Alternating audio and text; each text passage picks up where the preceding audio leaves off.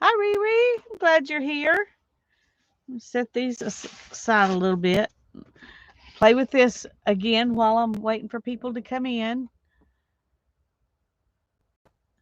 It's nice to have something to do that nobody's going to really miss anything if they don't see it. Hi, Brittany. I'm glad you're here. Okay, come on.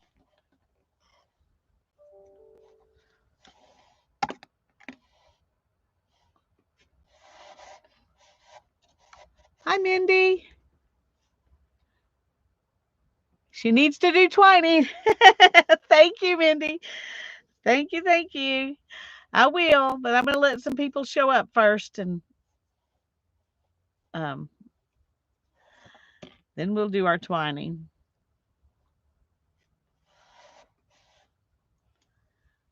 Are y'all having a good day today?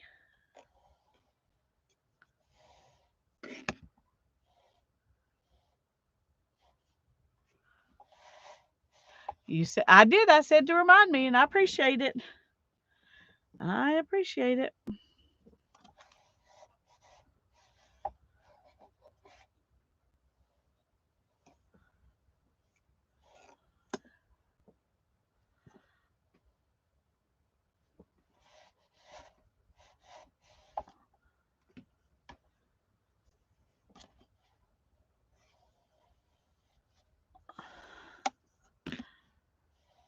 If you're playing along, one of the things I want to do is put some beads in. So you might take a minute and go see if you can find some beads. If you don't have to do it right now, but if you wanted to do it with me, you could go look for some beads and a needle and thread that will actually go in the beads. That's what I always have trouble with, is finding the needle and the thread that will actually work with the beads. And away we go. That's right.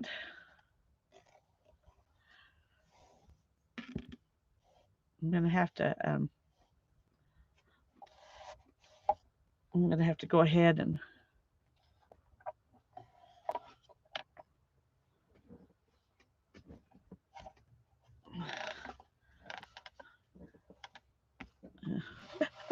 was trying to turn it the wrong way. Was making a lot of unnecessary work for myself. Hi, Mina. No, it's not difficult to add them. I'm using these pearls that I took out of a necklace.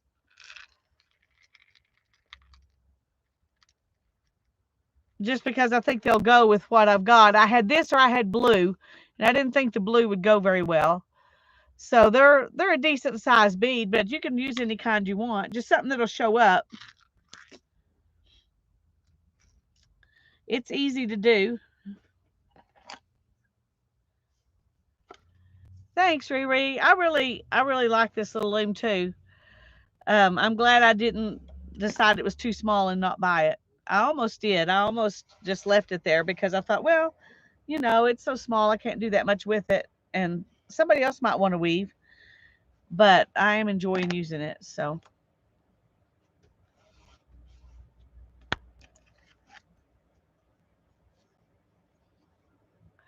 I can't stay. I'm taking a relative to a medical appointment. We'll watch tonight. Oh, well, thanks for coming in and saying hi, Mina, and I hope everything goes well at your relative's appointment. Drive safe.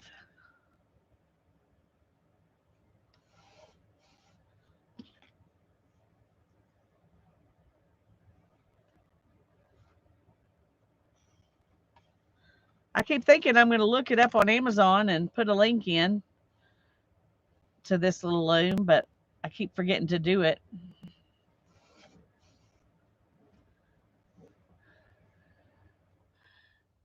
Yes, I'm using in fact what I'm using is a really fine linen thread. It's thicker than sewing thread, but it's not nearly as thick as the other stuff I'm using, because we want this to kind of disappear. We just want to see the beads. It's just to hold them in there. So yeah, that was a good question. You need something that will go through your beads, you know. So for these beads, I couldn't have gotten, yeah, quilting thread will be perfect as long as it goes through your beads. You're golden.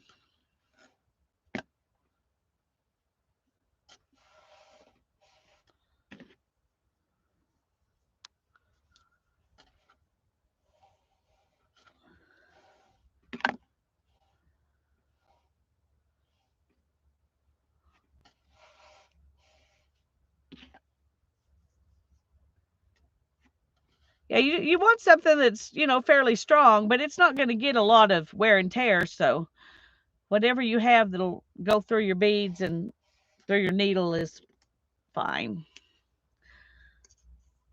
I just had this and I didn't want it to be a color that would be, you know, show up. And this was so neutral. I thought it would be a good one to use. So I chose it as much for the color of it as for the fact that it was linen. But linen's always a good idea when it comes to sewing something because it's pretty strong and you don't have to worry about whatever it is you're sewing coming apart.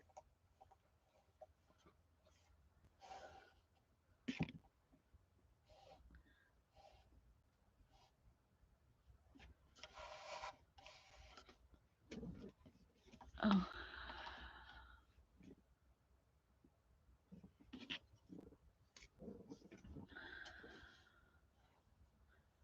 I may not to be able to work as long today as I planned to. Um, my lower back and hip are really bothering me, and I'm not sure what I did to make that happen, but it's like a nerve pinchy kind of feeling. You know, a sharp thing, not a muscle thing. So um, if it bothers me too much, I'll just have to stop. But hopefully it won't.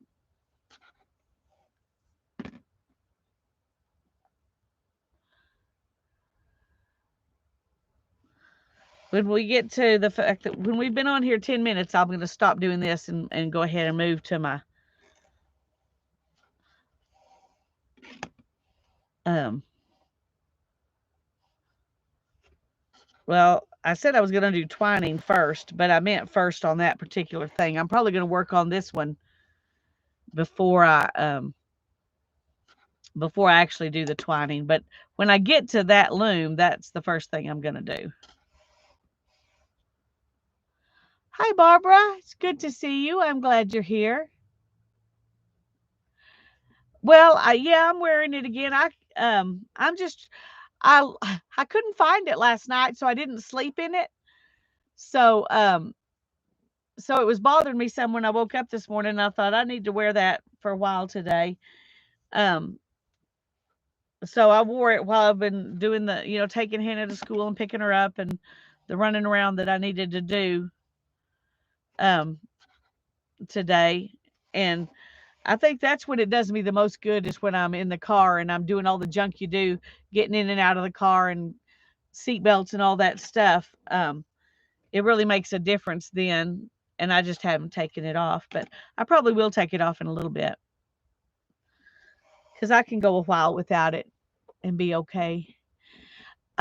It could be the weather, but I feel like it's a nerve thing, so I don't think it's the weather. I think I did something. Um, but you know, it doesn't take much sometimes to make that happen. You just have to bend over funny, and I did bend over and do some things I don't normally do this morning, so it could be that. But right now, my back's bothering me way more than this is.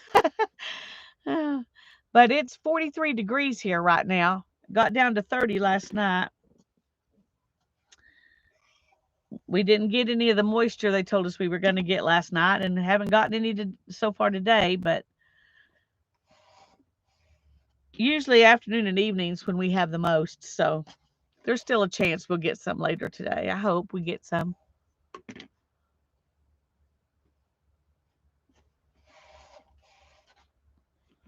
Okay, now I've gotten it kind of loose over here. I need to pay better attention.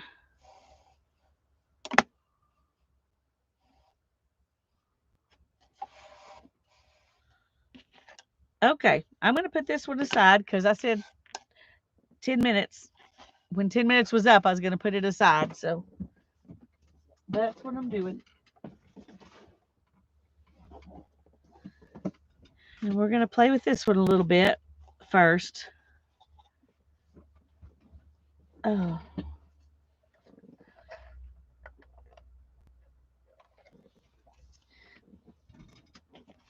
I have a question for y'all, and I may ask again later when there's more people here, but I want you to be thinking about it. Um,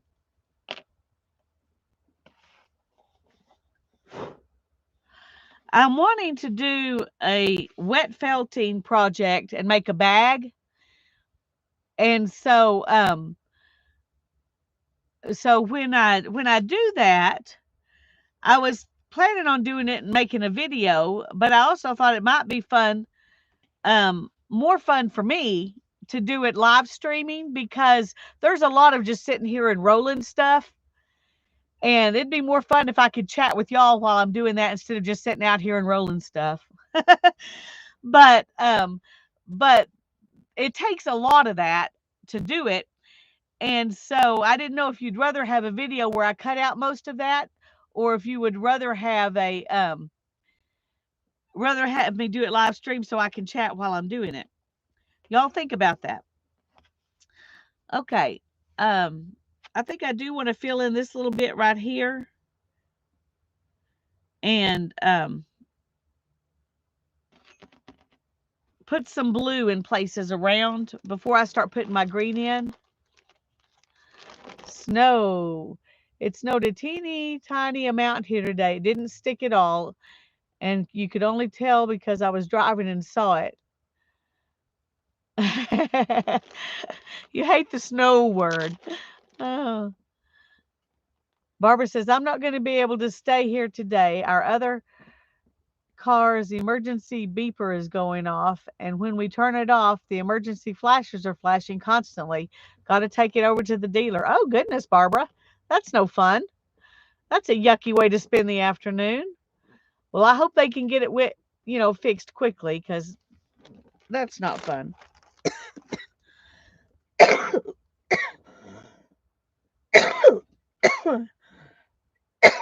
Excuse me.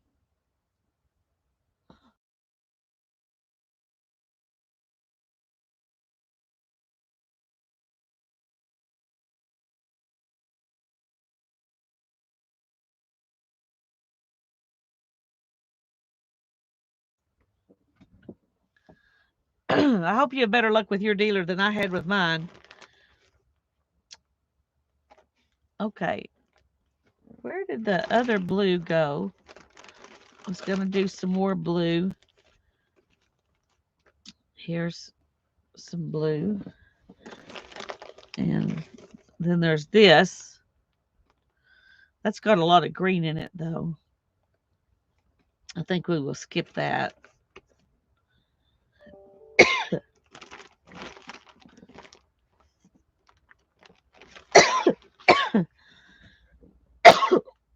Good grief. I'm sorry. Hold on a sec.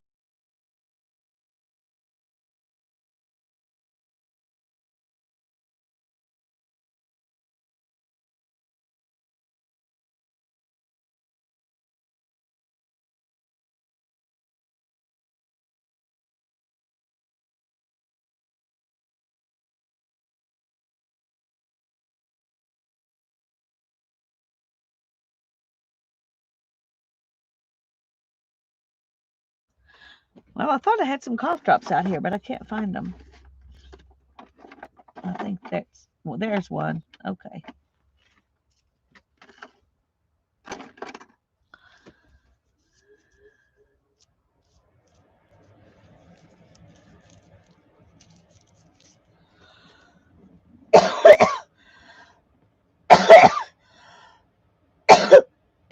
Oh.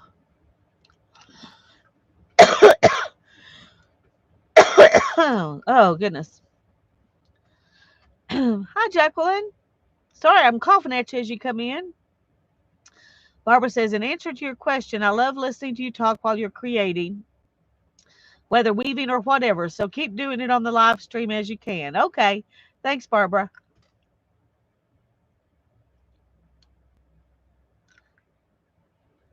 Taco Tuesday, homemade chipotle style taco. Yum. Okay, that's too similar to my tree. And there's not enough of this. But I think I'm going to do some of it up in to get some blue spots in here. And then I'll do something else down here.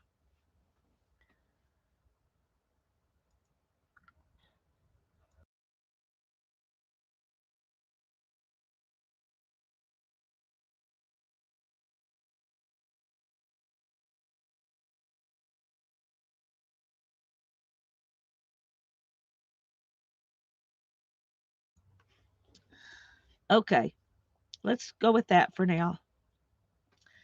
And then I'm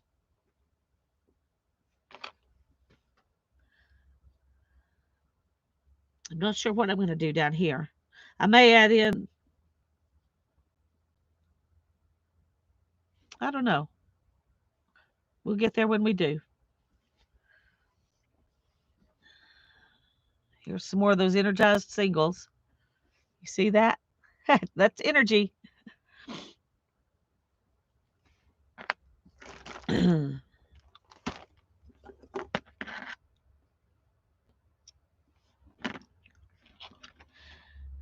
Riri agrees with Barbara. Okay.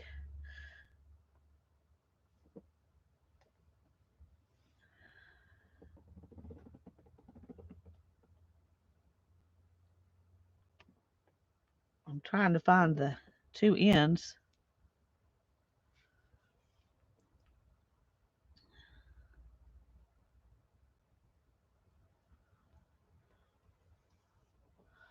There we go. I'm just going to let it. Okay, I just held it straight up and down and let it ply. Let it ply itself. I don't know if you can see that. It just twisted around itself, and now I have it something that's easier to work with.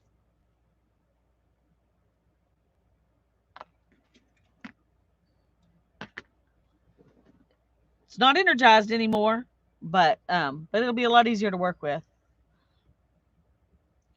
How long of the thread do we need for the beads? It needs to be long enough to go across your piece, plus some, like about 3 or 4 times as long as your piece. So you can do a plain weave and then a weave with the beads and then another one to lock it into place. So I would say 3 or 4 times the length. Go 4. That way it has room to do the over and under thing.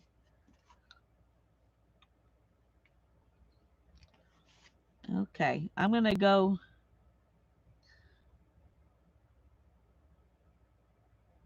I'm going to go up here.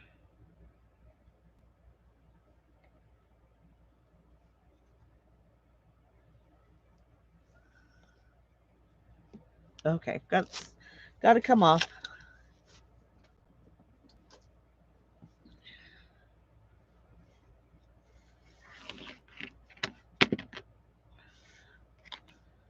Got to come off.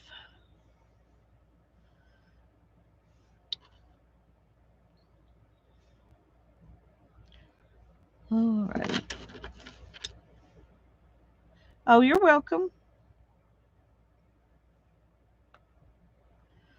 It's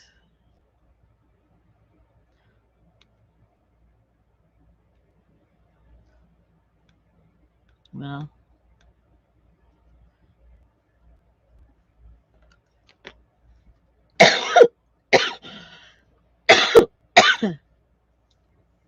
Need another little needle.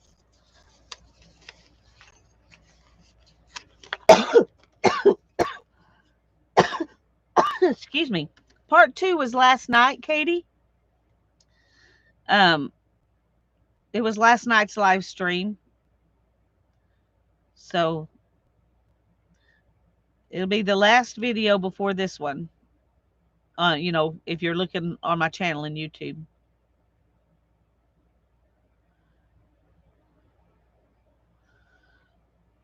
All right, now then.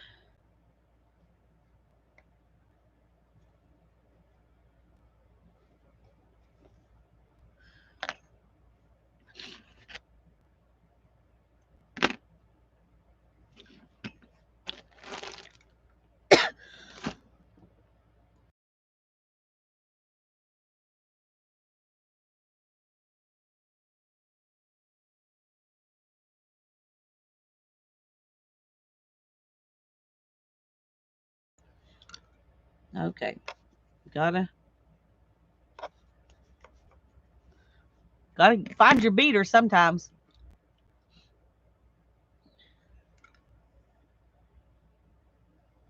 You're watching it work. Okay.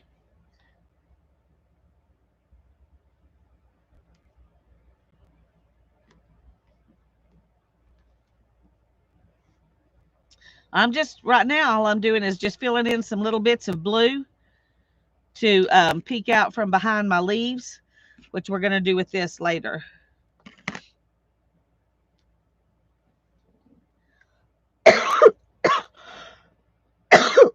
I'm so sorry. I am going to bring y'all down a little bit so you can see better. If I don't hit my head on this, we'll be doing good.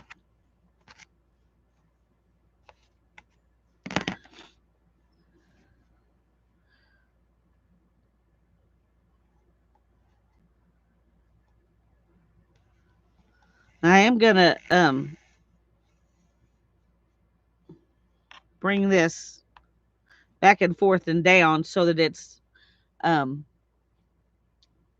comes kind of to a point so it can be surrounded by the green.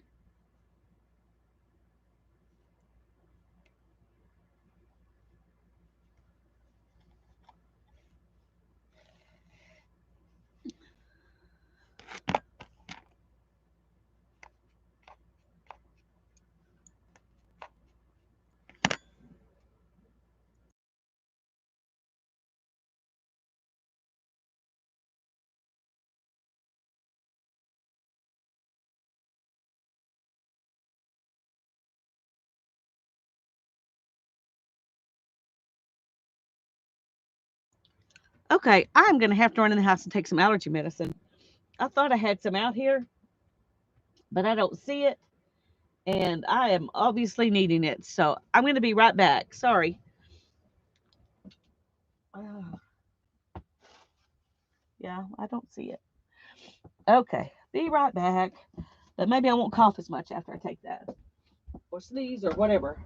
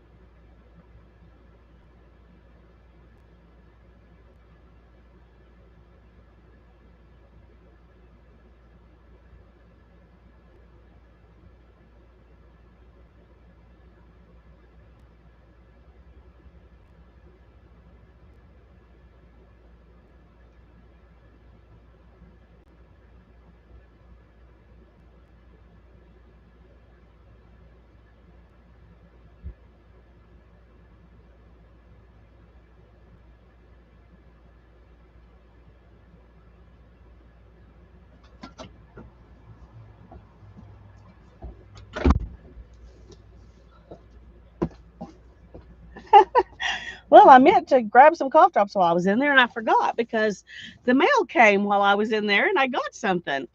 I'm going to move this up a little bit, and I'm going to show y'all. Whoops. Don't need to see that part. That's not the fun part.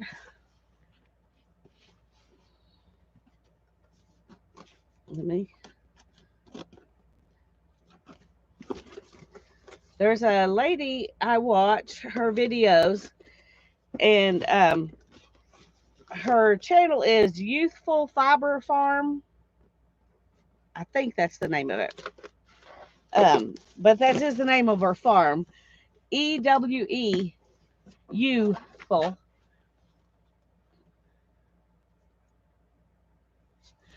So I told her I was watching a video, and I told her I finally was able to order some of her wool.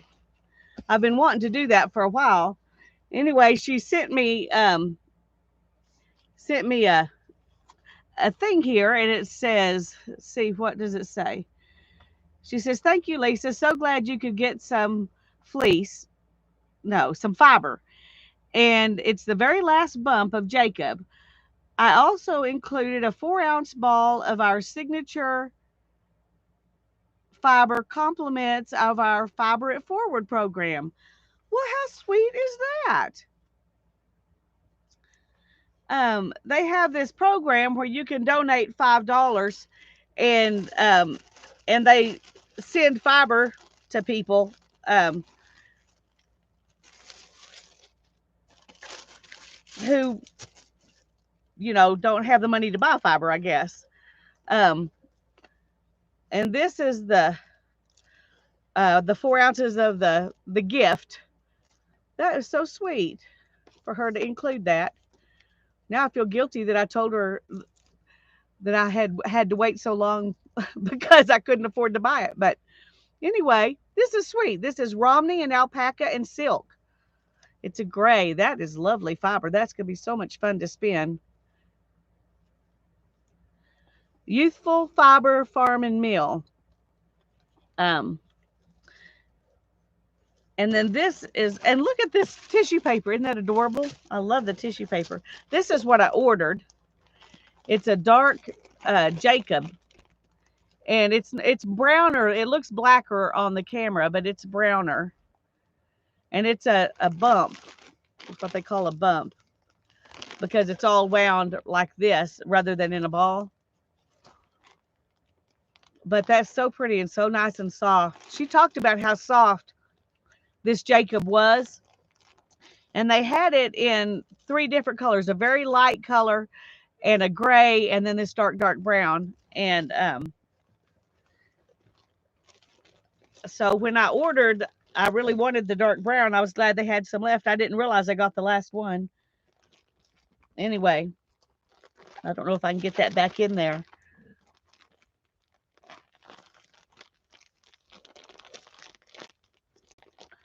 Oh, you're working on a project. Well, that's even better, Katie.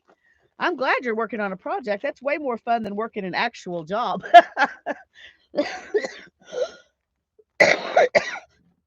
Excuse me.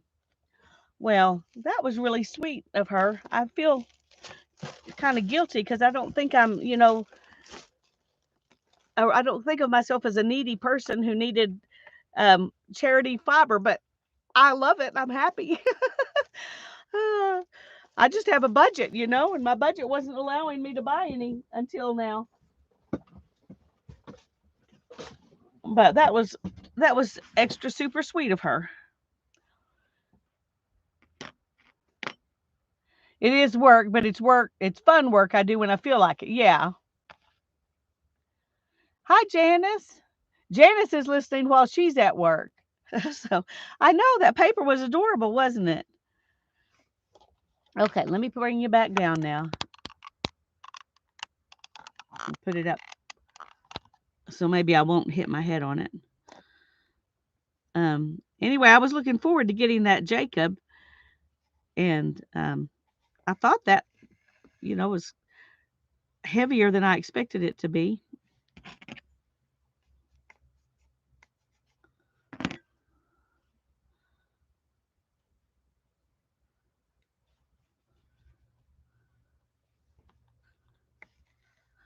Brenda. I'm sorry I missed you. I'm glad you're here. I hope I've said hi to everybody. Brenda and Katie and Jacqueline. I don't think anybody else has come in since so I don't think I've missed anybody.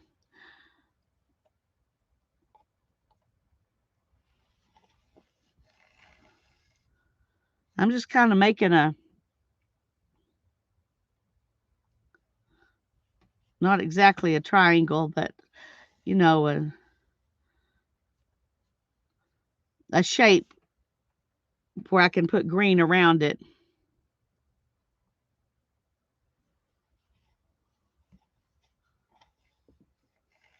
Silly jobs getting in the way of your real work. Yeah.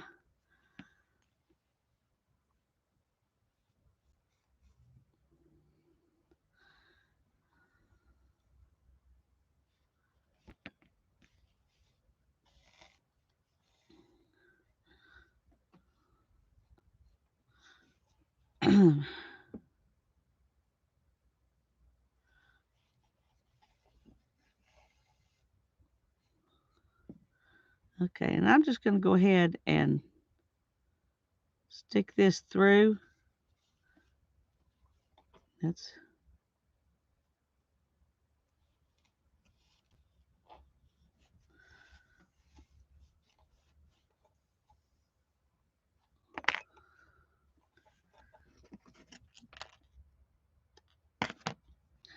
and then we're going to move on to another place and do some more.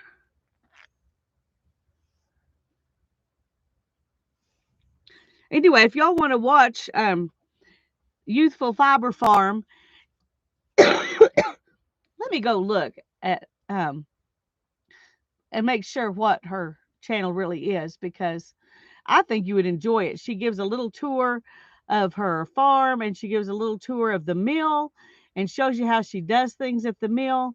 It's really interesting. Okay, it is called Youthful Fiber Farm and Mill. That's the name of her YouTube channel. I'm going to get her link and put it in here, so y'all can go watch her. She doesn't have a very big channel, but her videos are very enjoyable to watch. I think you would be happy.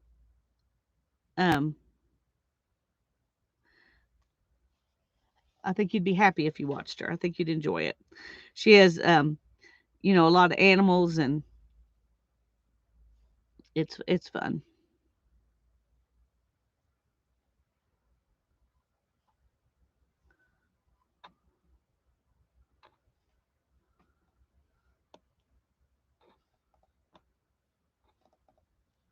She gives a mill tour and a farm tour, as well as talking about, you know, various things.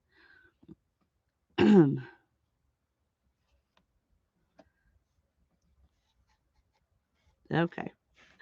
Kind of got that one worked in down there.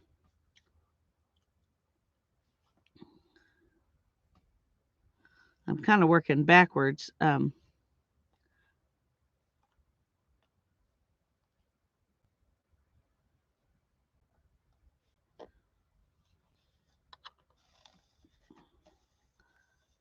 To fill this stuff in, so.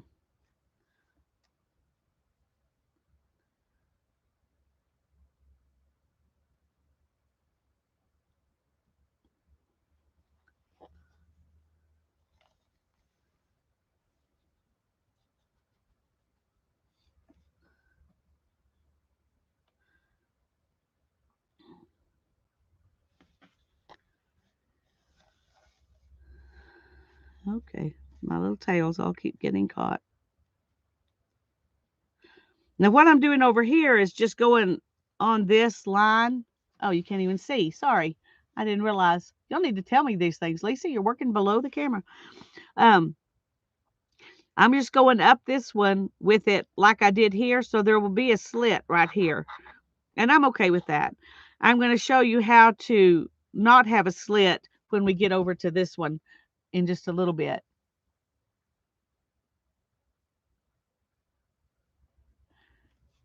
Yeah, She she doesn't she makes a signature yarn which I haven't bought, but she makes fiber and then she puts it on the website and then it sells pretty quickly. So um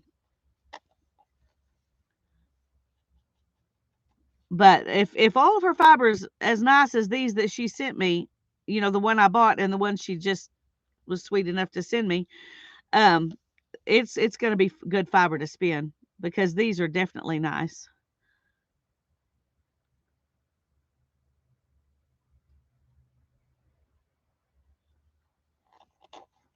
Hi Sherry.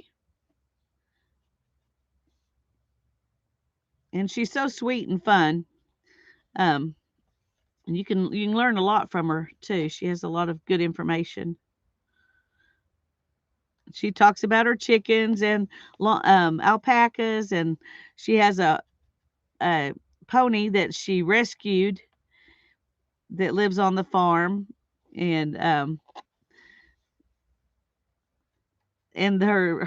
animals, have best friends. The pony's best friend, I'm not sure, I can't remember if he's a sheep or a goat, but they stay together, watch over each other, and one of the alpacas watches out for him like she's protecting him. It's just really cute the way those animals are all. What did I do? I don't know what I did. They're all there taking care of each other.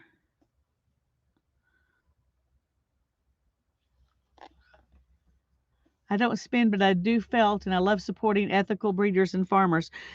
Well, and that's one thing that's nice is she also shows you some of the farms where she gets her wool from.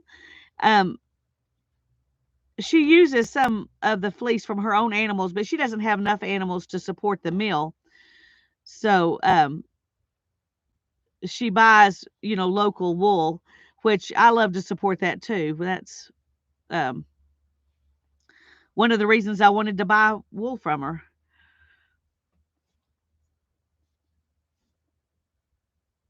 Okay, we're gonna see. I'm just filling in, um, and it's actually I wasn't sure if I'd made a mistake doing the tree the way I did, but so far I think it's working out fine to have done it that way. It may not be um, the wisest choice, but it certainly hasn't been a problem. Okay, so let's take this through.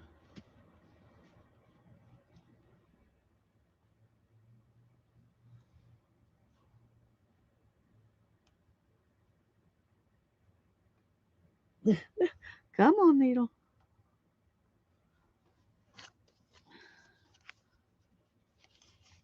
There we go. I just don't want to catch any of that other fiber while I'm trying to do this.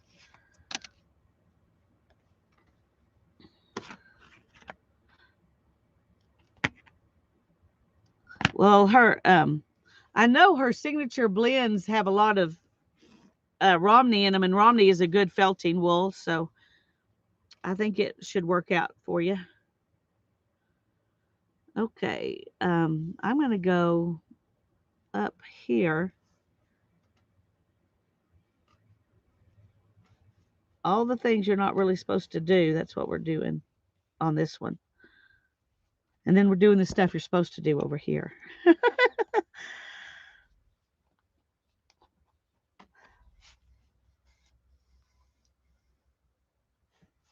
Okay, see, I've hidden that tail there.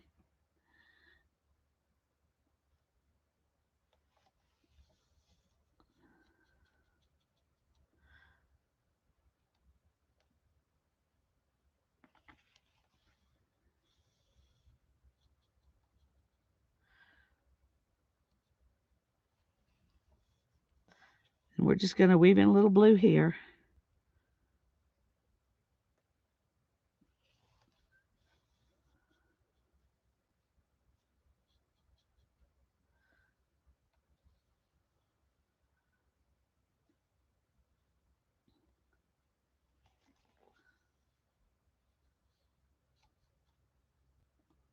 And I'm just trying to, we get some blue bits in there before I put the green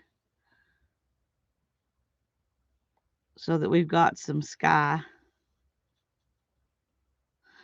I don't know how much that'll even show up, depends on how puffy I make my green parts.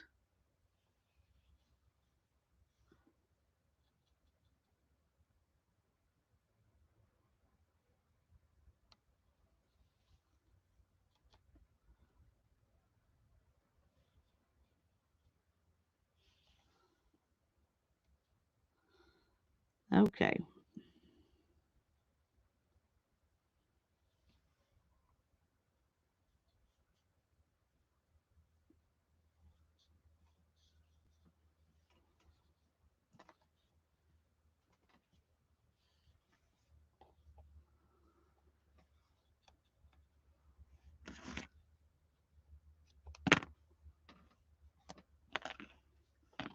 Okay. Well, that blue's really showing up as different from the gray. That's good. I didn't know. I didn't know if it would be easy for y'all to see or not. But so far, so good. Okay, where's my...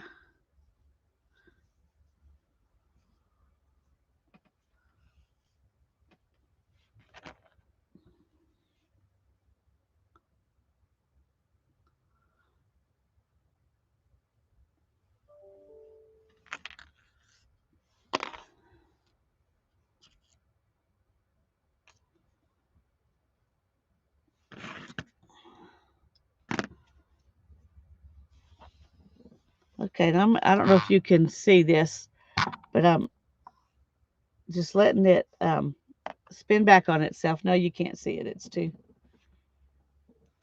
But anyway, now my yarn is not energized anymore, but it's way easier for me to work with, doing all these weird little gyrations I'm doing here. So, okay, let's start.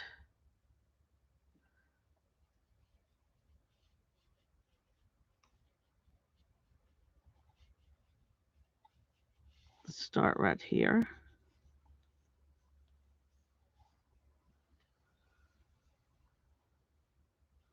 I'm going to leave a little bit that sticking out with this other one because it wasn't very far in there, but...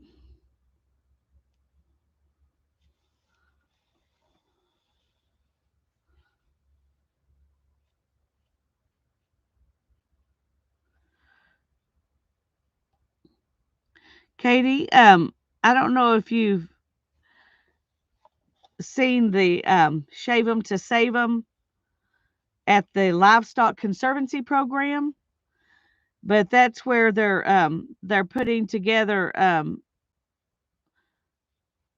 fiber people and people who grow the sheep that are on the conservation list, and you can buy little bits of fibers from them, different breeds, um, and do something with it. You can felt with it. You can knit or spin or weave, or they sell, some of the people sell raw fleece, some of them sell roving, some of them sell yarn. And so you can support the people who are raising those sheep, as well as have a fun project, and buy little bits, 4 ounces of yarn, or you have to buy 4 ounces of whatever you buy and do something with it. So I usually buy the fleece. So I buy 4 ounces of fleece and I turn it into yarn, and that's my project. Now I don't know what I'm going to do after that, but as far as Shave 'em to Save 'em is concerned, I've done a project. You could also just buy roving and spin it, and that's a project, or buy fleece and turn it into roving, and you could consider that a project. But I just take it all the way through the spinning stage. But there are people there who do felting projects as their Shave 'em to Save 'em projects, and that would be another way that you could support people who are trying to conserve the different breeds and that kind of thing.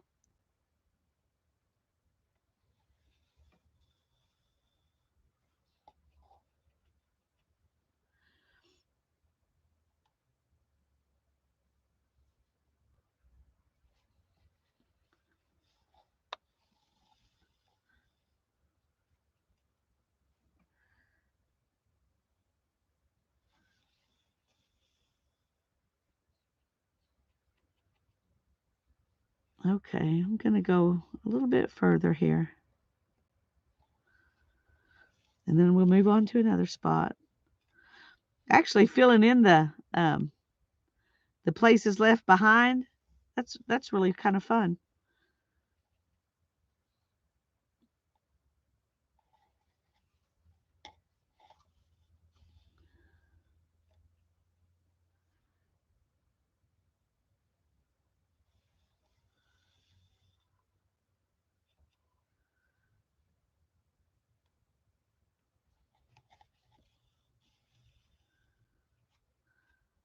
I thought this would be kind of stressful trying to fill in, um, but it's not. It's fun. So when you've done a little bit, try one of these free-form tapestries.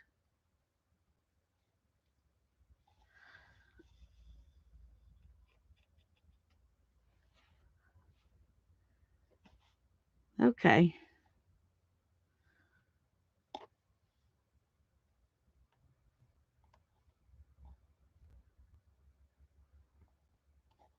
Alrighty, I missed it.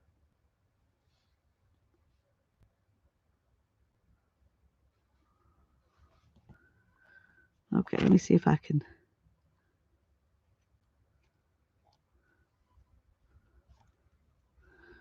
All right, let's try this again.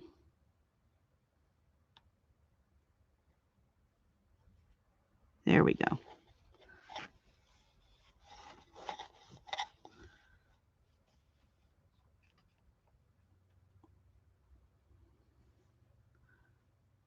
Alrighty.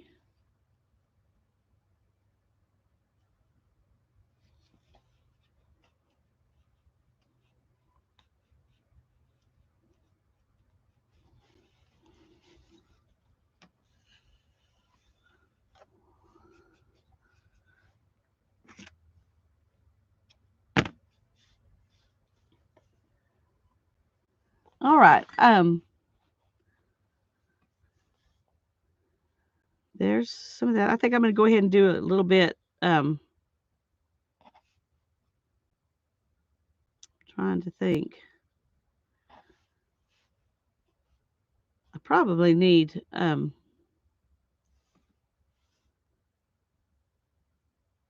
just going to do a little bit right here because I can.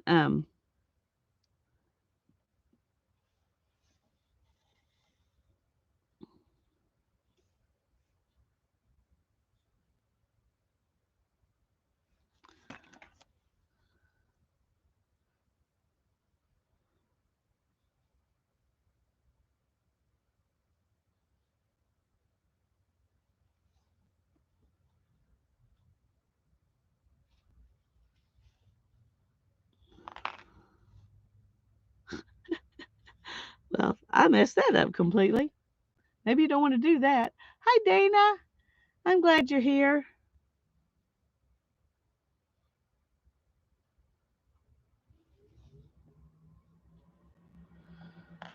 Okay. What I really want is just to have this kind of locked in there. Okay.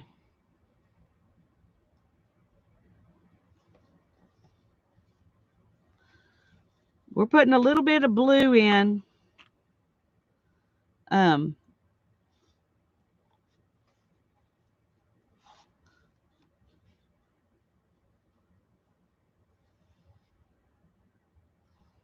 a little bit of blue sky to be peeking through in different places.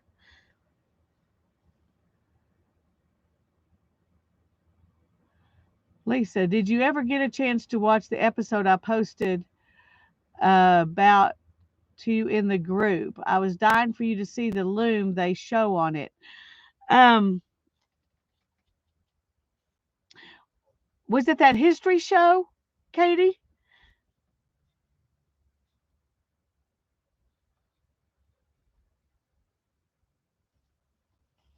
Because if it was really, it was fun. It was awesome. I haven't watched any more of the shows yet, but it made me want to. Yeah, I appreciate you giving me that information. I really did enjoy that.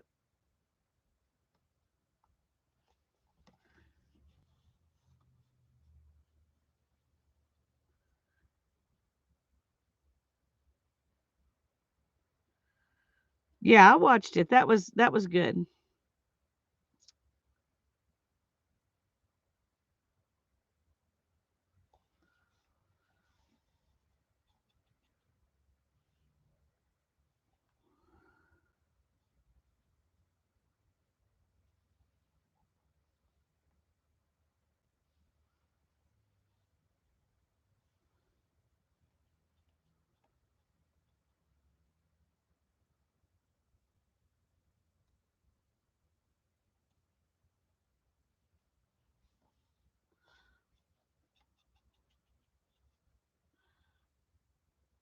All of the shows on that channel are good if you like history. I love history, so I will definitely be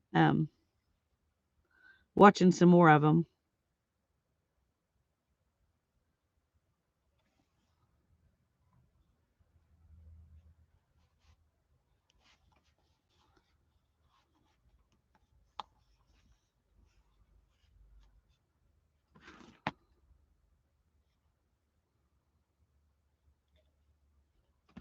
Okay.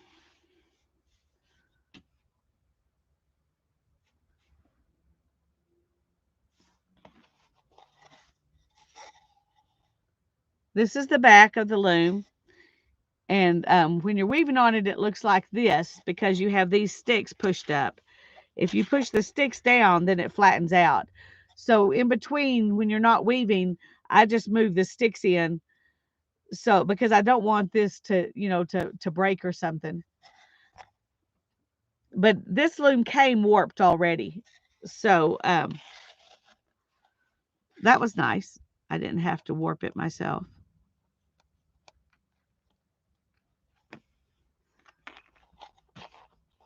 And it's made by where's that? Um, I got it off of Etsy, the Creativity Patch on Etsy.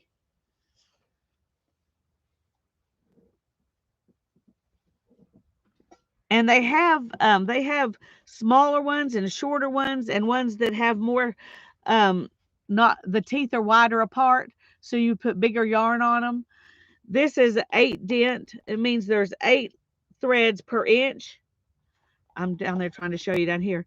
It means there's 8 threads per inch.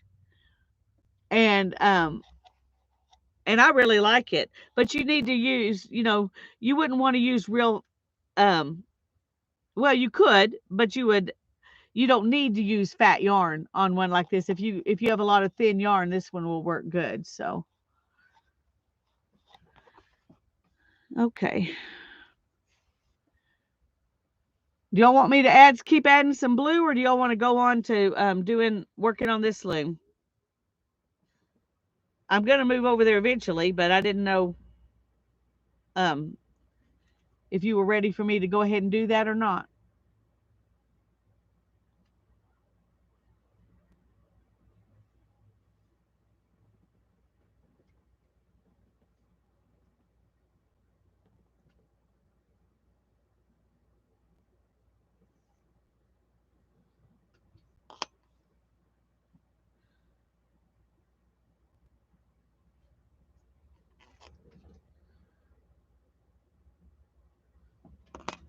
Whatever you want. Okay.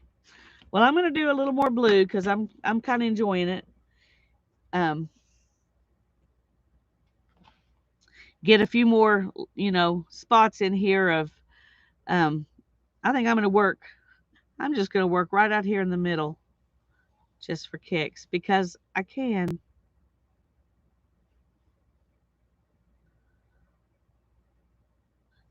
I'm gonna weave it back a little bit. Where'd my other one go? Having two of these needles sometimes is nice if you want to weave in the back end. Um,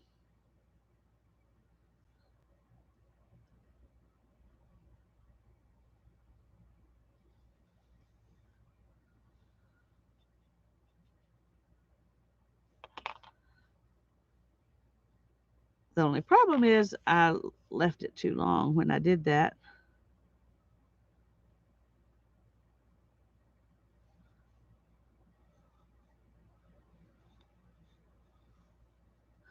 Okay.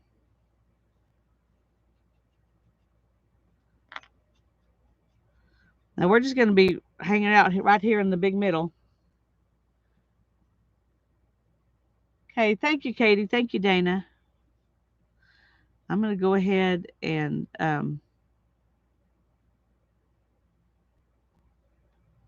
go under this a little bit so it'll lock that in place.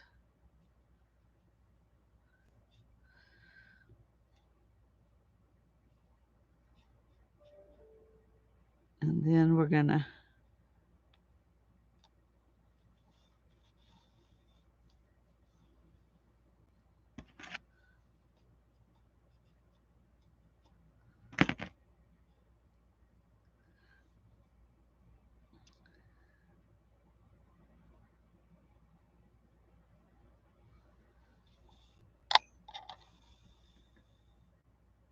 go back up here and work, getting everything caught on everything.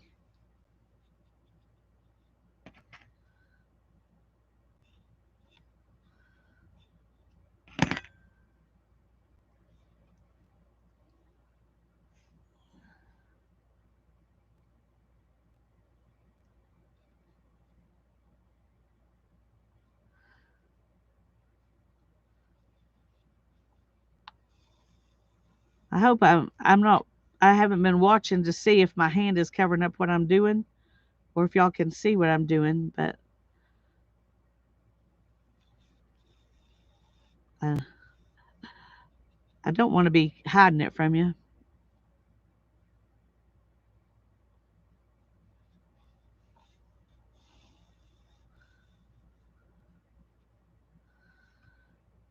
And I'm just adding in another one on each side just because I can.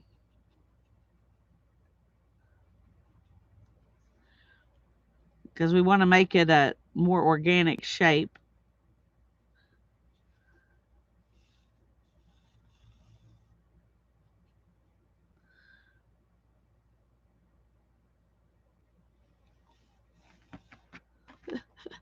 Got caught on my fork.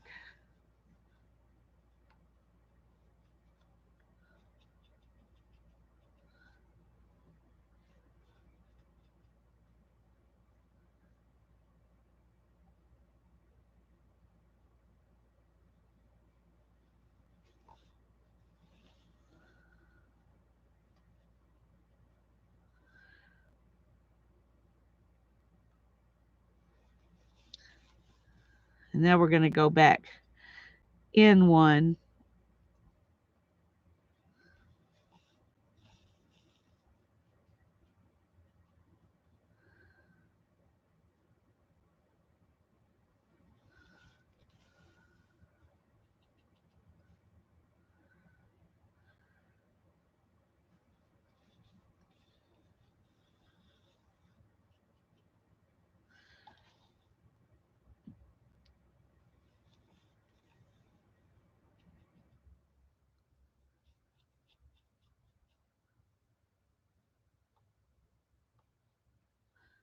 No. Okay. You got to pay attention where you came out last time. Because you'll just unweave stuff if you redo what you did.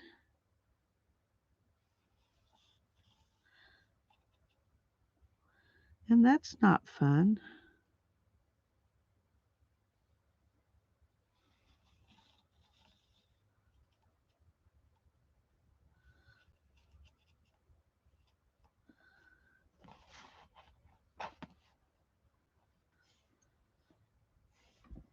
Y'all must be as tired as I am. Nobody's chatting.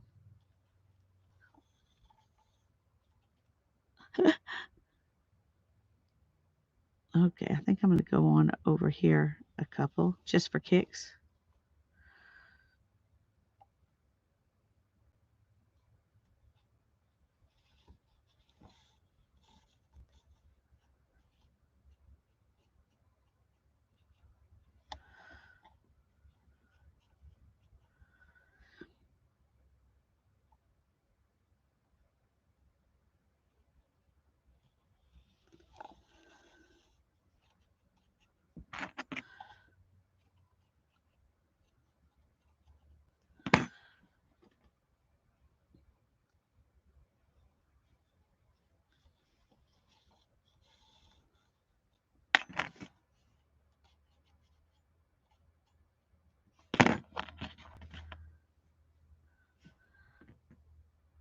And I'm just going to keep going here until I, get to the end of this. And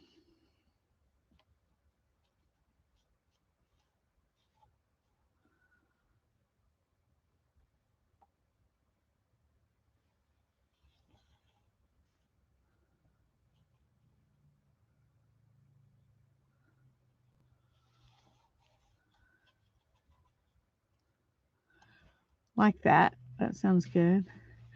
I like watching different types of crafts. My Serenity Crafts is doing some mosaics with broken dishes. She is so talented. My Serenity Crafts. I need to check her out. Maybe I shouldn't because right now I'm not doing mosaics. If I watch somebody like that, I might decide I want to do them.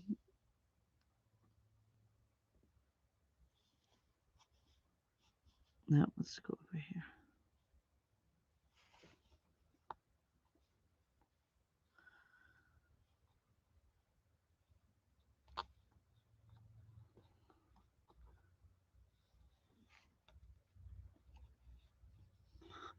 Went too far and caught those. Don't want to do that. I just want to pull it up.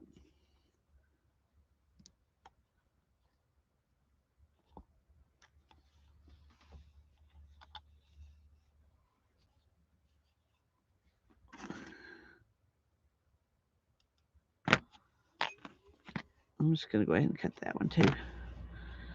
Make it easier when I come in to work on the green. She decorates. She does all kinds of stuff. She's awesome. She decorates her house with all the stuff she makes. That is really neat.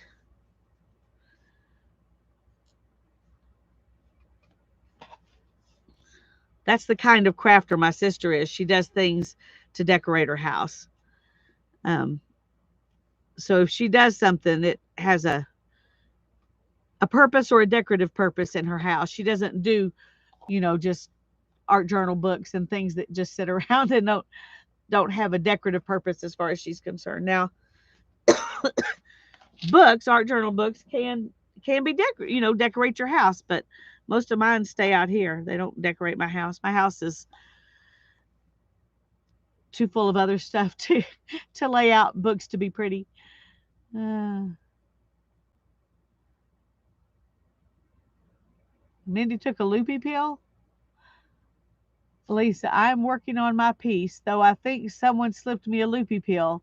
I had to go back and rip. I went over three threads instead of one. Well, yeah, it happens for sure. It happens.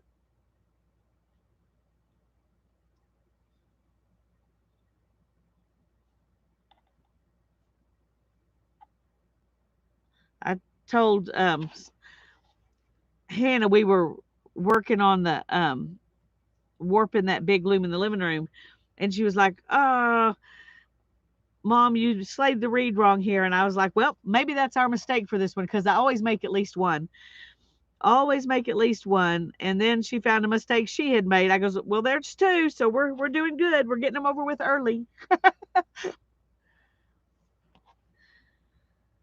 Okay, I think I'm going to do a little blue out here and a little blue out here and a little blue out here, and then I'm going to stop. And that can be all my in between blue that's in between.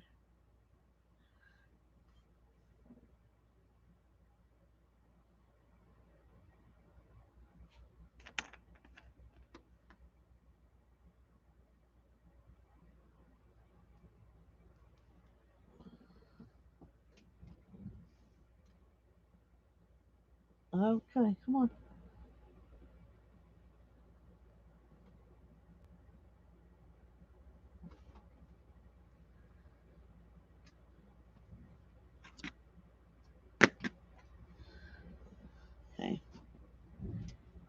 Got another piece of blue. And let's see, I said here and here and here. I think that's what I said. And then I'm going to find a lighter blue something to fill in down here. Well, I may want some green here too. So I think I'm going to go ahead and do the greens before I fill in this down here. I didn't get too far. A few more threads and noticed how it stuck out. Yeah, that's good though.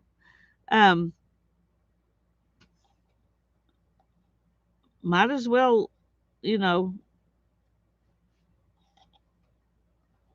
you're going to make mistakes. So it's better if you notice them quickly.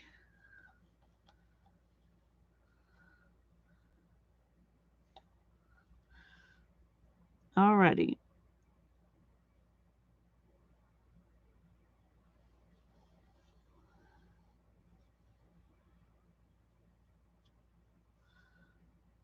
This is kind of blue and purple right here.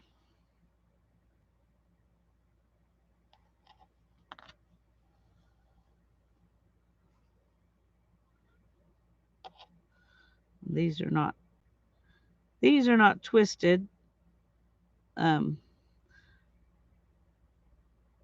The twist, the ply twist was gone before it got up to that bit. So that's okay.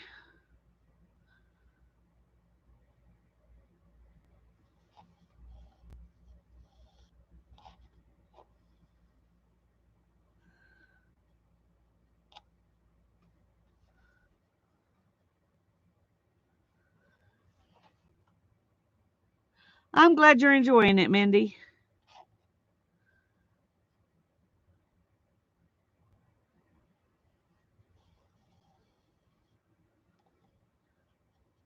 I like doing it, so it's if I can share the joy and teach somebody else something that they might enjoy in the process, even better.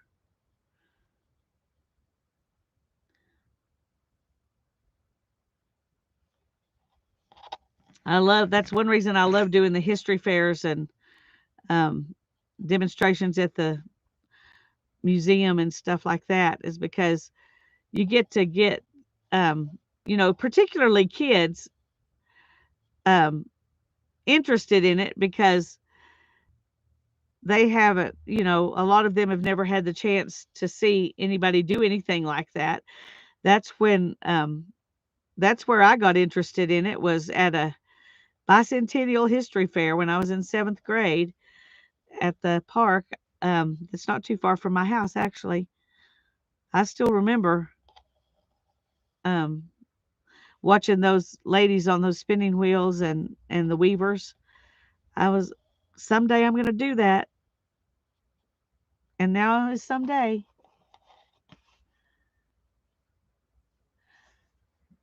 Katie says that reminds me of making pants when I was learning how to sew, only to find out I made a weird skirt once. I opened it up. Oh yeah, yeah, yeah. Oh, that's funny. Oh.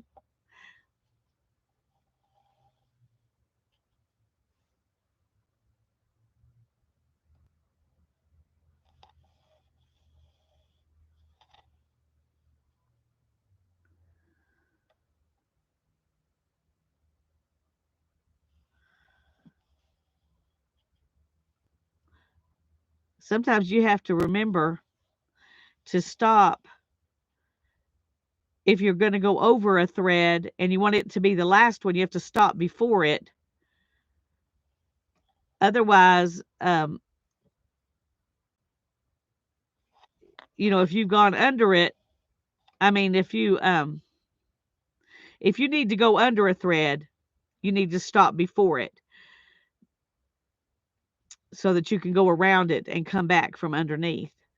See, like this one, I came under, so I'm going over it, and then under this one, and now I'm going to go under this one where I stopped and I didn't go and I went over it. I'm going to just go back and go under it.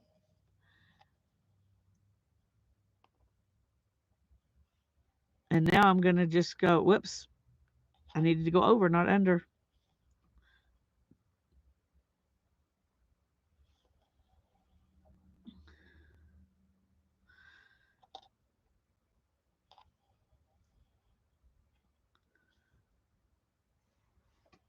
Okay, now I'm going to go down through these threads.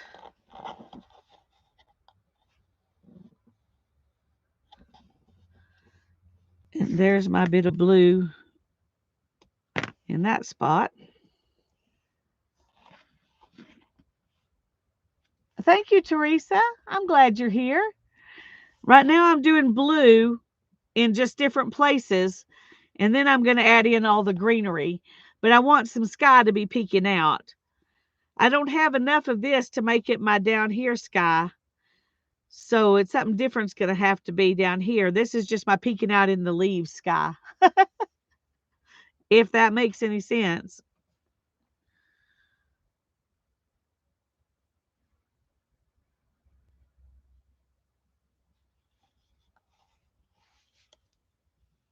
Oops.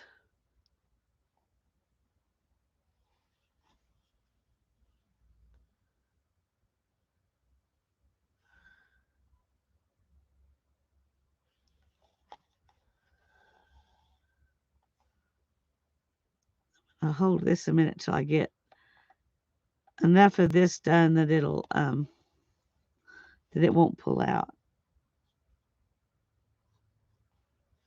That should be plenty. But just in case.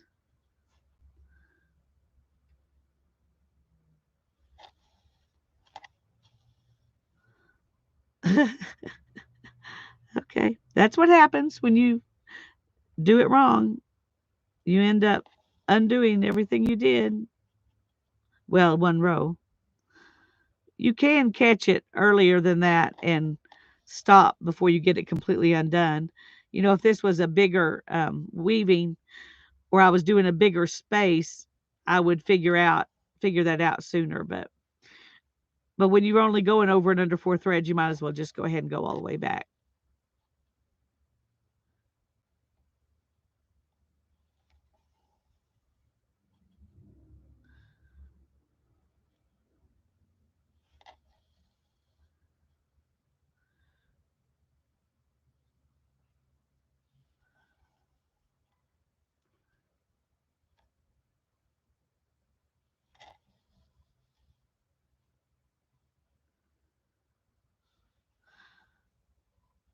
Trying to decide which one is more fun, the free weaving like I'm doing here or the regular, start at the bottom and work your way up. You can also, if you've got a hanging warp, you can also start at the top and work your way down. There's a really simple way to make a loom where you hang all of your warp threads from a bar or a tree branch. The tree branch is how it was first done. You just wrap all your warp threads around a tree branch and just do the, oh, I'm not sure what it's called. I can't, lark's head, I think, where you go around um, it and then pull your threads through, and that's what makes it tight. Um, I think that's called a lark's head. Anyway, you do that all the way across your branch or your rod, and then you just hang all those straight down, and you attach weights to the bottom of them, which holds them taut. And you might attach, 10 of them to one weight and 10 of them to the next weight and 10 to the next weight all along your warp, so that keeps them hanging down, and then you weave that from the top down. I would love to try that sometime. I don't have a tree with a branch that's handy to do that on. Um, so I would have to, do it from a frame instead of a branch. But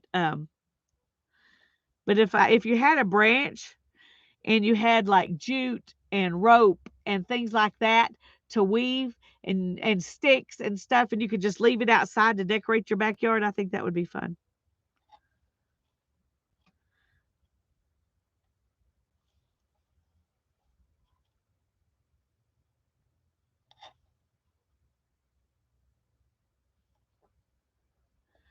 That's a lark's head, yeah.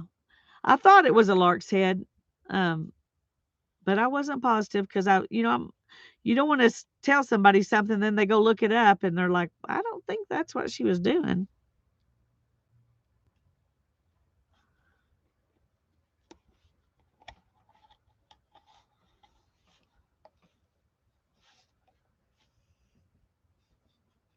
Okay, there's some more sky sticking out right there. I got two of them done with that piece of yarn, and then I ran out of room.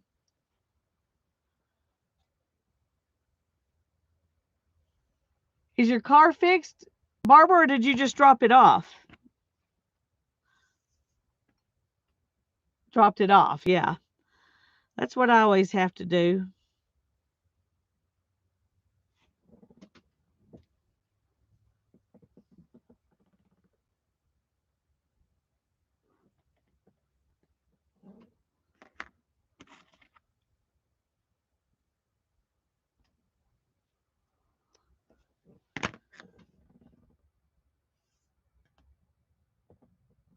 Okay. We're going to work right here, and we may go ahead and do a little bit up there. Um, it's kind of like when you're doing mixed media, when do you stop, Okay.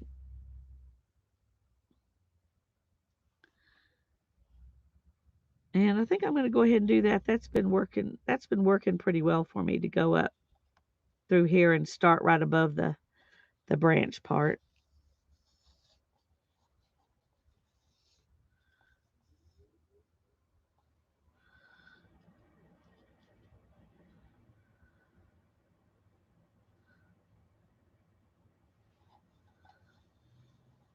And I'm going to go ahead and do this one right down at the branch and then work my way up.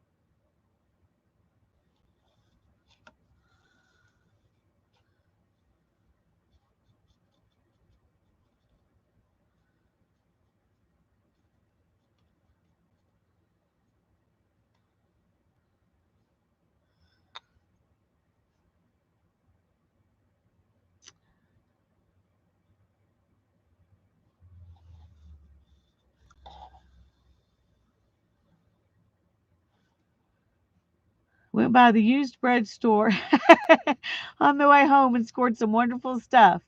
It's the Fran's Outlet Shop. Not really used bread. We just call it that. I've called it that all my life. My mother used to get so embarrassed when I would call it the used bread store because I would say, "We got this at the used bread store." And she'd be like, "Lisa, it's not used bread." Oh, when I told my kids that, they just thought that was hilarious. So they would say, "Mom, are we going to the used bread store?"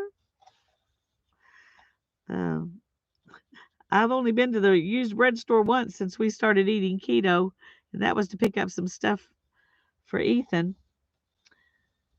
Um, it's still there. It survived 2020. I wasn't sure if it would or not. We only have one in town now.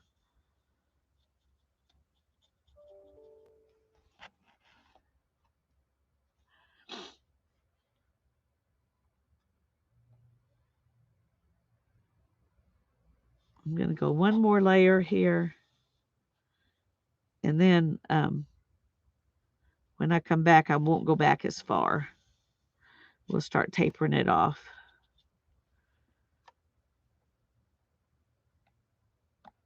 Okay, Lisa.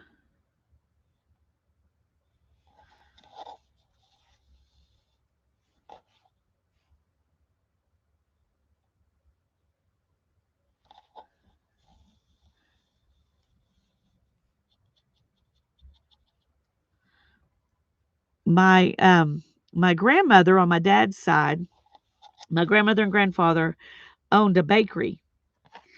And when my dad was a little boy, they ran a bakery. And so, my grandma knew bread. And um, she would always say that store-bought bread um, was too gummy. It wasn't cooked enough. She never really liked it. So she always had to have bread that was um, had been around a little while. She wanted it what most people would call stale because she said it just didn't have any body to it, which I agree. But it's so funny. I remember my grandma saying, "What's the date on that bread?" Nope, too it's too new. I'll wait a couple more days before I eat it.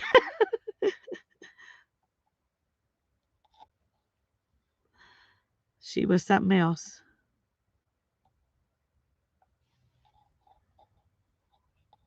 Hi, Lori.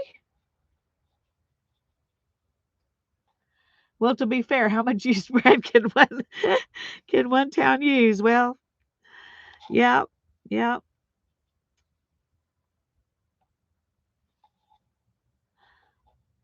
I'm amazed at when that's available. And I understand if you buy your if you have to buy your food once a month or something, you want a newer date on it than what you get at that store. But if you go in once a week to buy groceries, I don't know why you would buy anything else because the price is like a third, sometimes a quarter, sometimes way even less than that of what it costs to buy it at the regular grocery store. Um, and it's good bread. It's not, there's nothing wrong with it. Okay.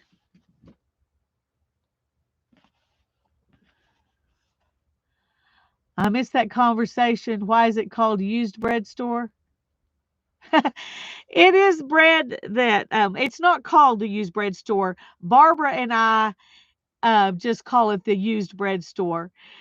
It's um it's bread that's close enough to the expiration date the grocery stores don't want it anymore.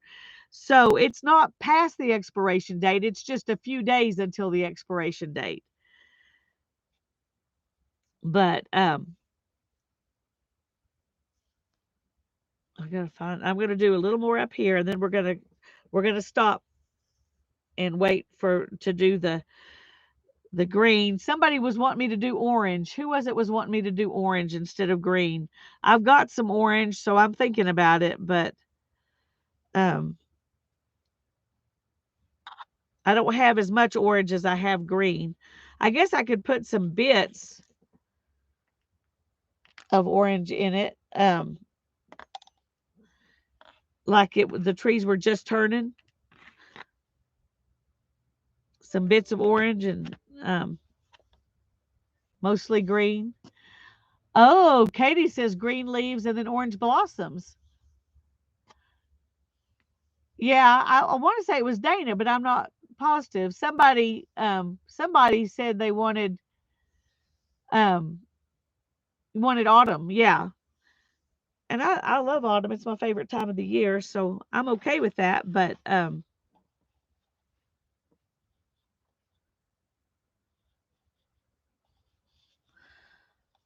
I just don't have as much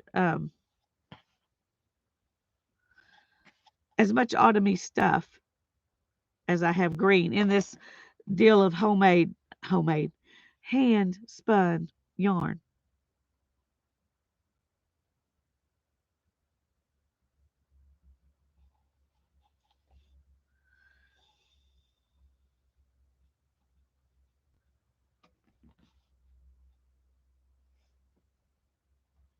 Anyway, we're definitely going to put something besides just green in it, but I don't think I can get it to be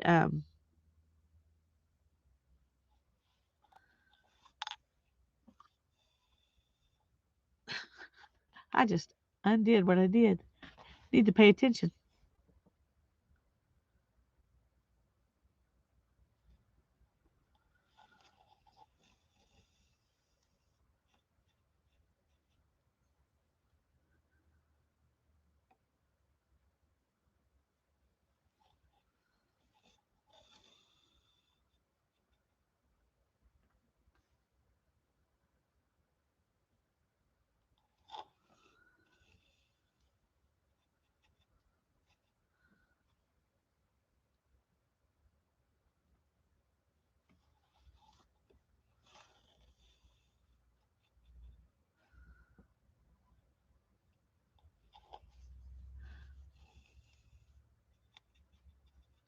Barbara says, oh, Teresa, let's go to Teresa. I need to go back and watch the basics of spinning so I can make some yarn for weaving.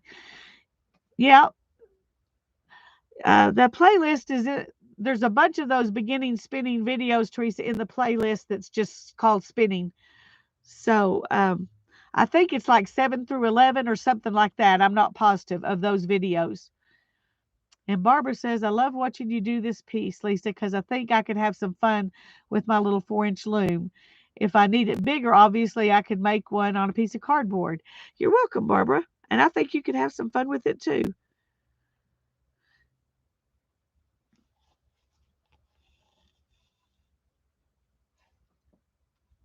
And if you're not doing something, you know, unless you're making coasters or something, or making squares and then sewing them together for something, this is probably the best thing to do on that little loom.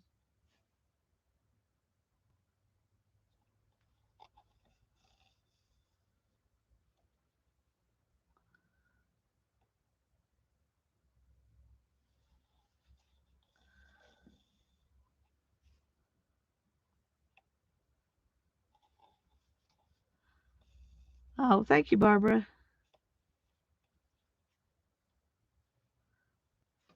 Well, just caught one little tiny fiber. There we go.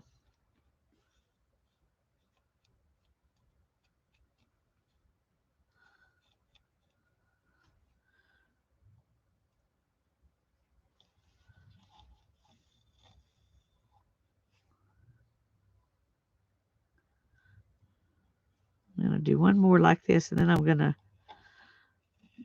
um, come back a couple of extra ones for a few.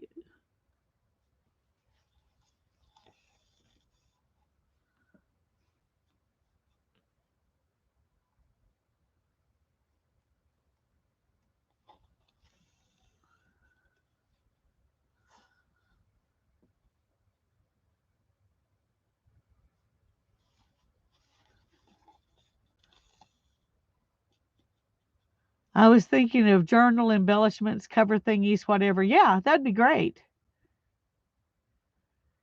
Teresa says, at least I think since I had my hand surgery, I may be able to do it now. It was pretty hard to do before, so I just put it away. Yeah. Um, and at the beginning, it is harder to do, but I bet it would definitely be easier now.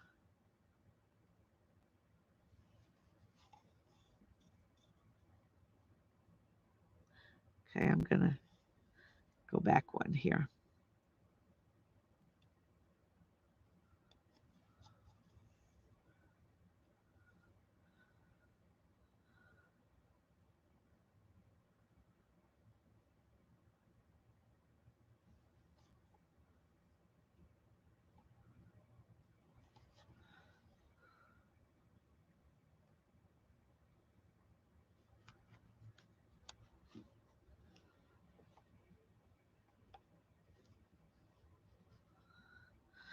I think I'm liking the weave them in as you go method better than the leave them hanging out method that I did at the beginning.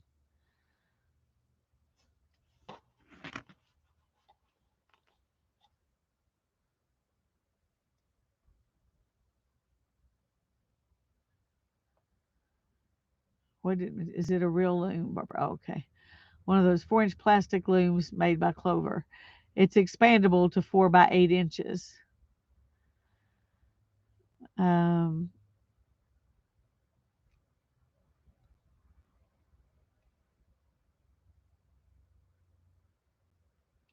oh yeah, talking about Mary doing carved December and November, and that's something that that we should all think about. You don't have to do it, you know, the month that the person who started it did it. That was the month that was convenient for them. Do it when it's convenient for you. I think I like that.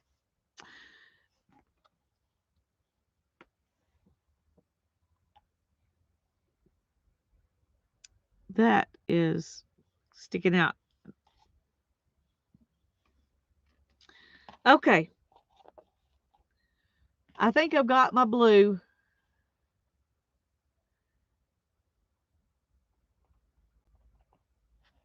Um, I've never seen those, Barbara, at Joann's or Michael's.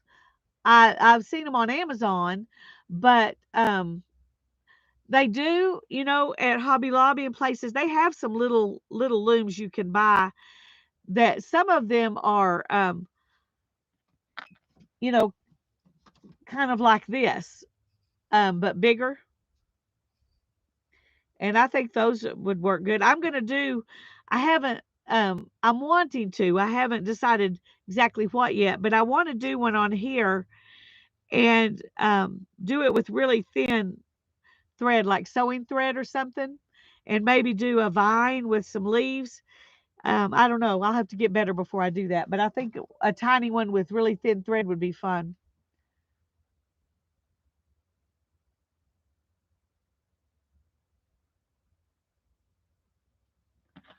Oh, I need to check out Becky's stream. Where is that from? This, I got this off of Etsy, and there were like 3 of them for $9, I think. It's Funky Craft Junkie is the name of the um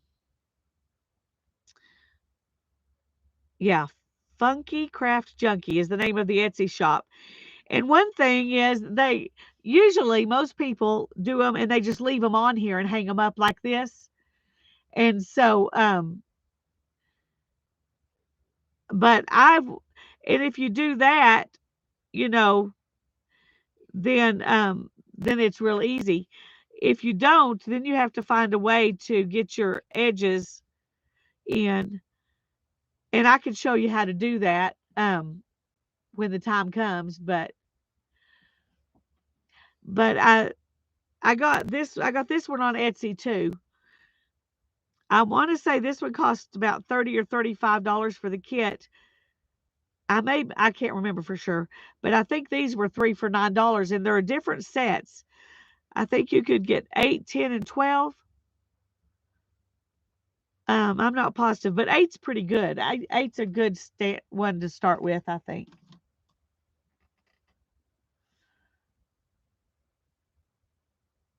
Yeah, I like the little one. Let me show you real quick. Oh, that needs to go back in the house. I need to put that where I won't forget it. Okay, let me move this. Um, I'm going to be working on the different one in a minute anyway. So let's take this up higher so we can see that. Okay. See, this was woven on this.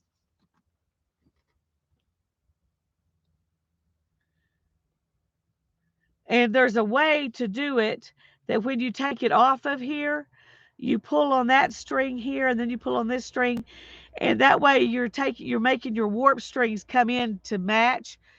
So it looks nice like that. This one was woven on this little piece of cardboard, but it was a lot chunkier yarn and it was an uneven yarn. But you can see where the warp threads are, you know, they're much further apart. And then this one was woven on this little loom, but this was such sticky. It had these little hairy things sticking out. I don't know if you can see them. All the little hairy stuff sticking out. Anyway, for some reason, when I was weaving this one, I kept catching on hairs, and it was the yarn because when I did the Romney, I didn't have that problem. But then when I went back to pull these through, I couldn't do it. So it looks like a mess. So that's something you have to think about. If you catch your other if you catch the warp threads with your needle as you're going through, you're not going to be able to make a nice edge on it.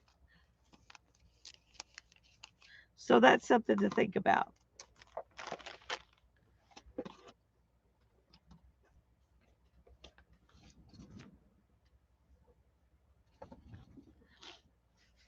Oh, that fell out of my book. That's a sample. I got to put it back in there.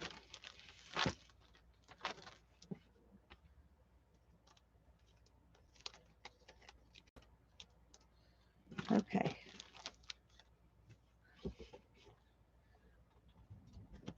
All right. So what are we doing now?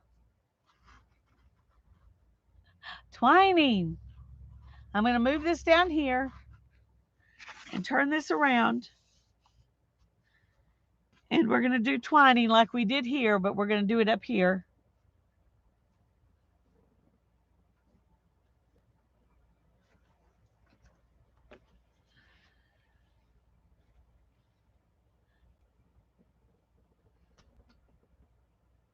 I think there are prompts for Carve December. At least there have been in the past. I've just never used them. But I think there are some.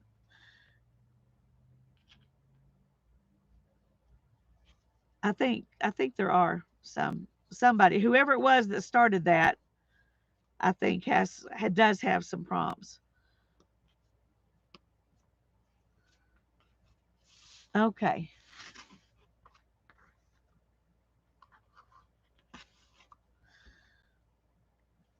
And I made this too long. I'm going to cut it off because that's too much to pull through there. I wasn't thinking.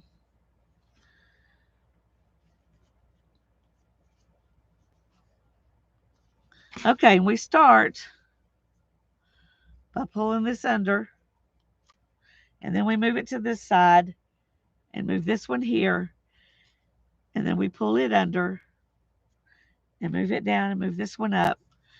And you're always weaving under the next thread, the one you brought up from the bottom.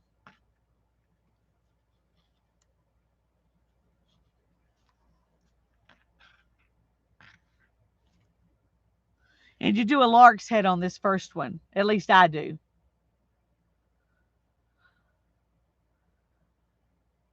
I honestly cannot remember who it was. Um, I don't remember. I looked at the list the first couple of years, but last year I didn't even look.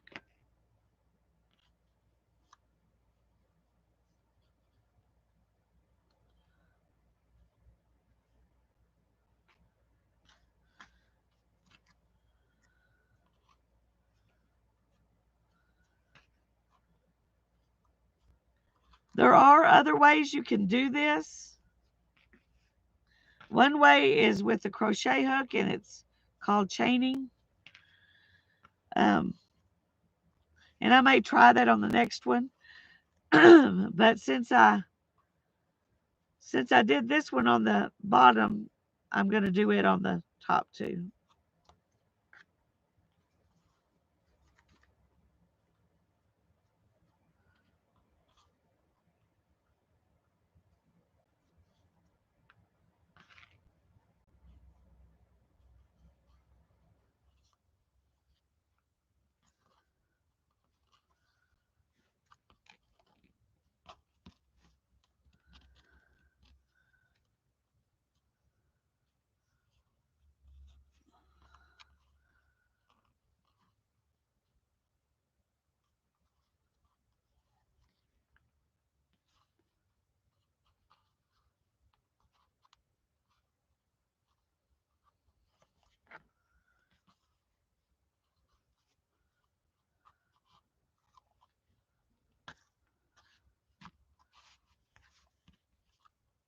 And you want it to be,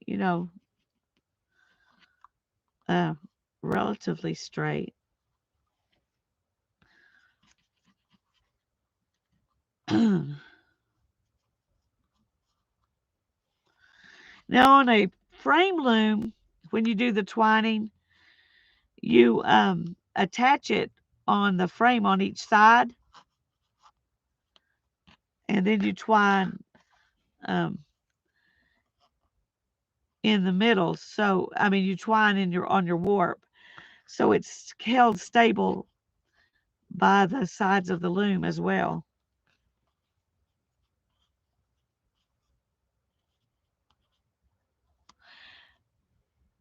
It's it's not tired. I mean, I don't feel like it's tired. It's just it's these allergies. They're making me hoarse sounding. It's my throat doesn't hurt or anything. I don't know, but it's getting worse. I either need to go back in the house and get a cough drop, or I need to stop talking so much. I probably will after I get the twining done. Go back in the house and get a cough drop because I want to get some things done. I don't want to stop here.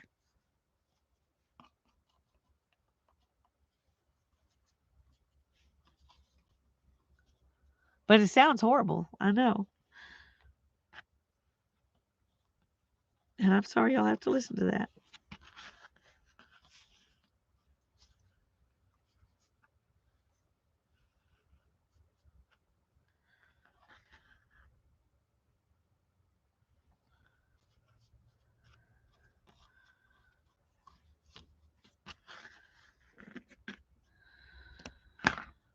Okay.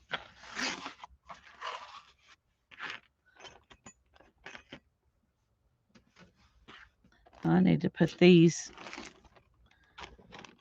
back in here and get them out of the way because we were not going to be using them for this. Okay, I'm going to do some plain weave. Um, I'm thinking I was going to show you how to make loops, but I think I'm going to do a couple of picks of plain weave with the same thing I'm going to make the loops with. Um,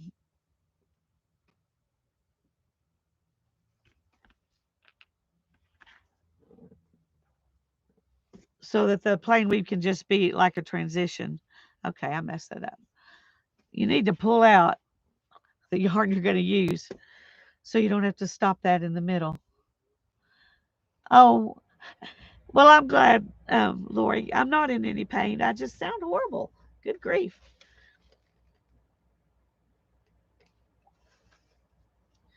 Um, a drink helped a little bit, but not much. See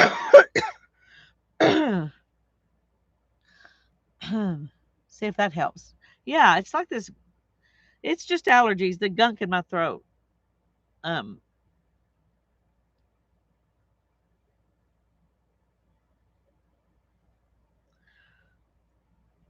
anyway, now I sound better. Okay.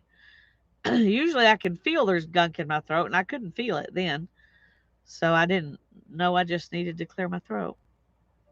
I just knew it was some allergies, something.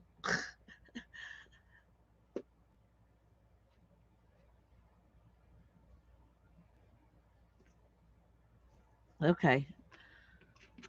This may be bigger than I should have done because I don't know how much space I have to go under stuff and to take this with me.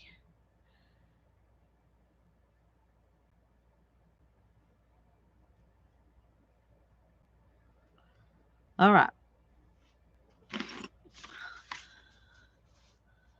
And we're going to start on the left because that's where I start. Um, and you can, go under and over whatever you want to with this because actually I'm going to start here.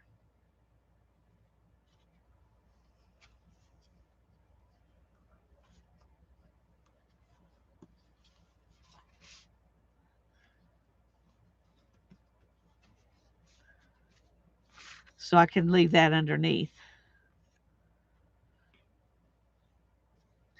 And now then I'm going to go over that one, under this one, over that one, under this one.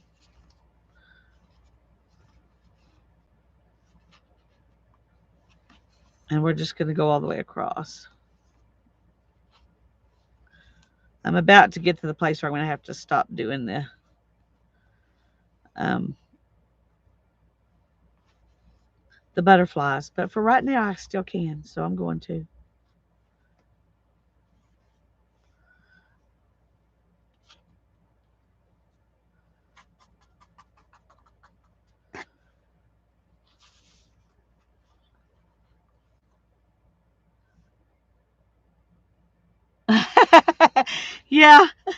Yeah, yeah. I remember those days when my kids were young, and that's kind of the way it went when Mama didn't feel good. Of course, when they were older, and I would just make the lesson plans, and they basically read the book and taught themselves. Then they still had to do school if Mom wasn't feeling good because Mom didn't feel good a lot, and if they didn't do school when Mom didn't feel good, they wouldn't be doing any school. So, but thankfully, I'm much, much, much, much better from then.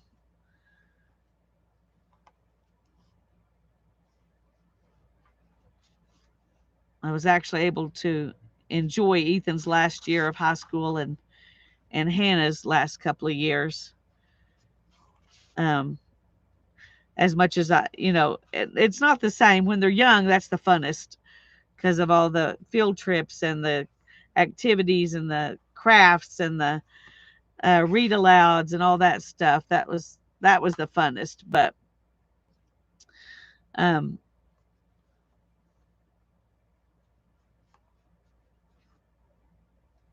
but the last several years have been much better than 2016 and 15 and 14 and 13. Those were hard years. Okay. I don't know if you can see the gray on there. So this is just and it's separating my warp back out, which is good. And this is under. I'm going to do, um, I'm going to go down and back again, and then we'll start the loops.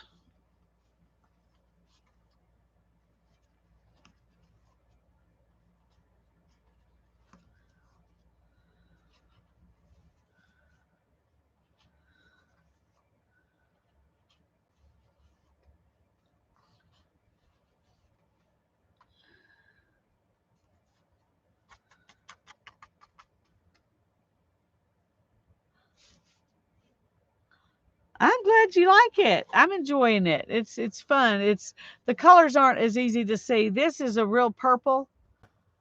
Um, the gray and the mauve and the white look good, but the purple's hard to see that it's purple. Um,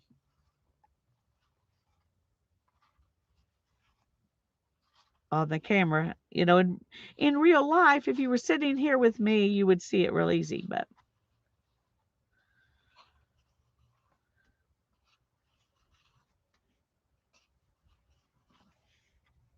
we did the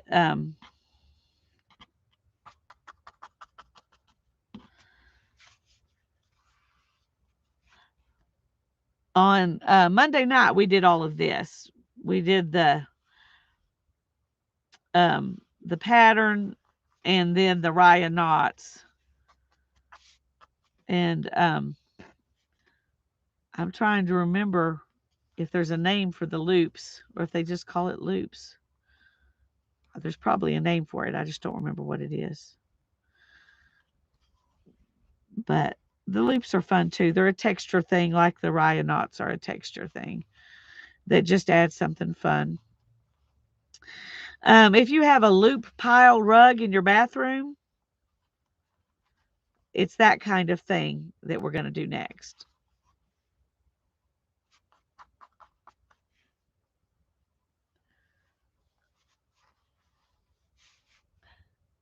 Yeah, yeah, it's purple. Um, let's see if we can bring it up here and you can see. There you go. That's what color it is. And then this is a dark charcoal gray.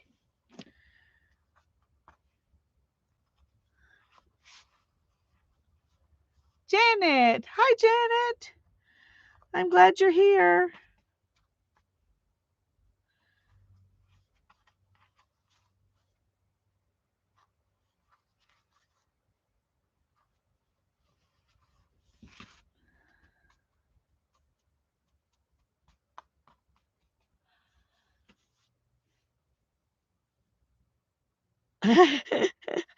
Yeah, gabbing's way more fun than working on projects.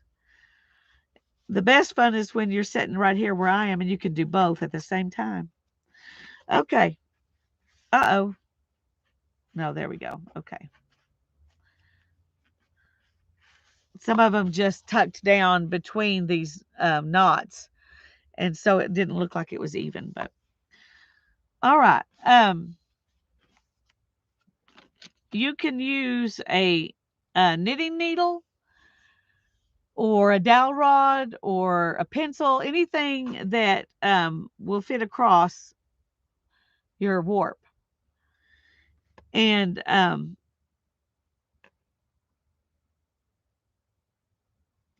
okay, let me think for a minute because there's two ways to do this. And I think the easiest one would be just to do plain weave up. Mm,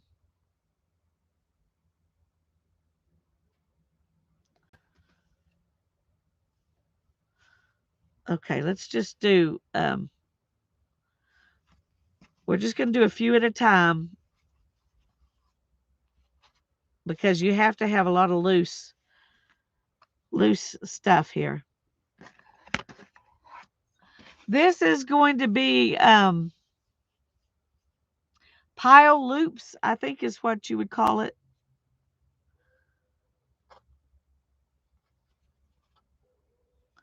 All right. I don't think I can do one on this first one. So we're going to start here. You pull it up and twist it and put it on like this. Sorry, I was holding it wrong. And then pull it up and twist it, but you need to twist them the same way. So let's.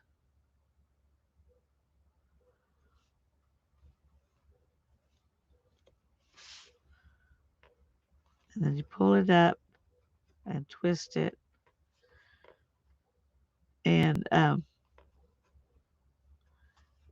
it's better to do this as you're going because you want those to be relatively the same. Um,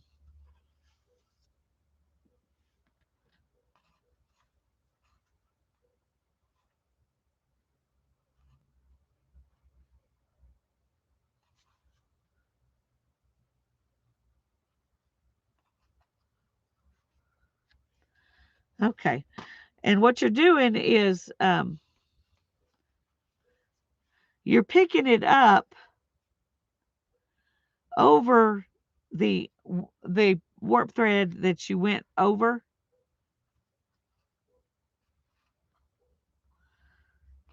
So it's going to be on top of the warp thread you go over each time, if that makes sense.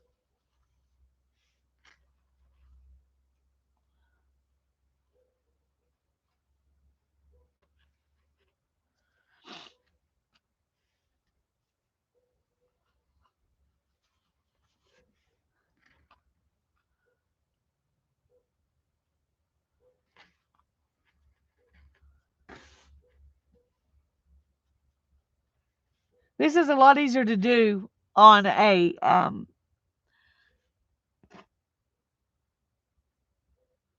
the only time I've done it before, it was on a floor loom.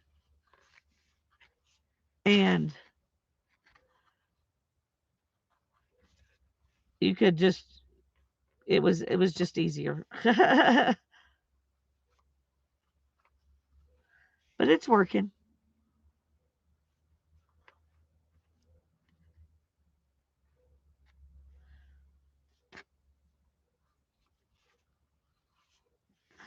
Let me see if I can get in a little bit closer.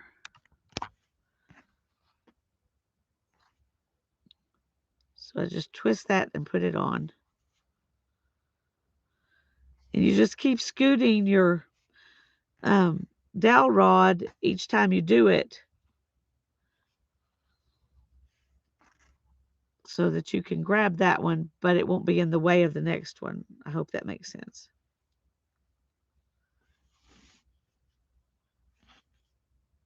It is kind of like that, yeah.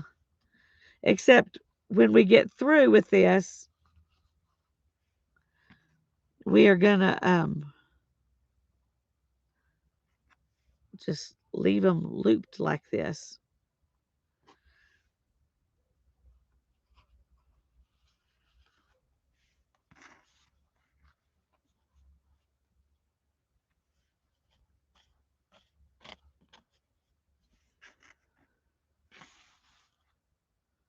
Oh, thank you, Janet.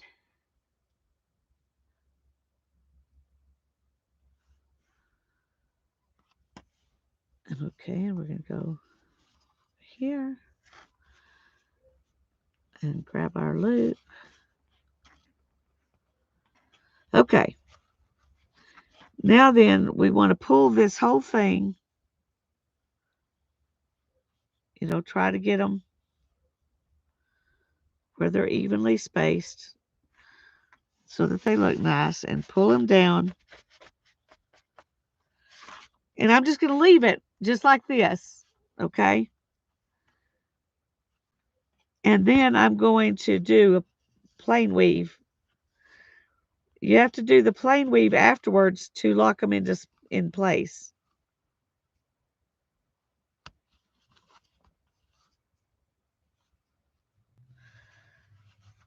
So every time you do a row of these loops, you do a row of plain weave after it.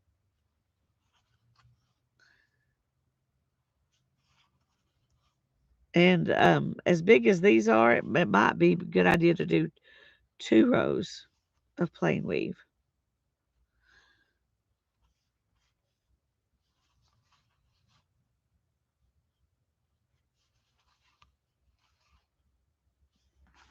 And I think I will.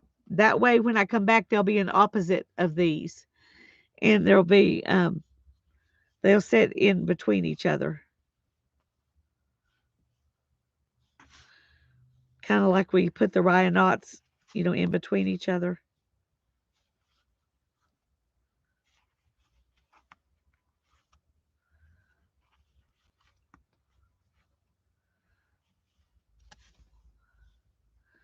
Okay.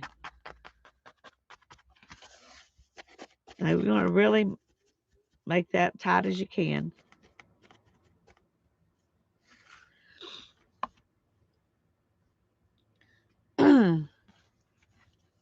And then I'm going to go back and do another row of plain weave.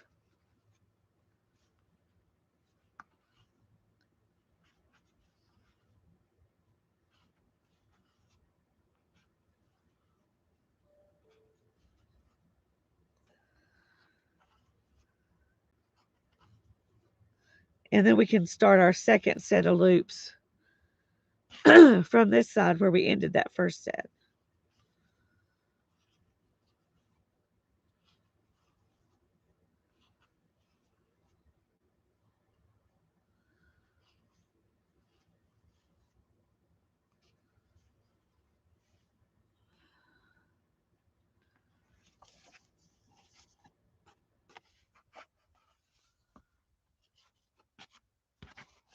Okay.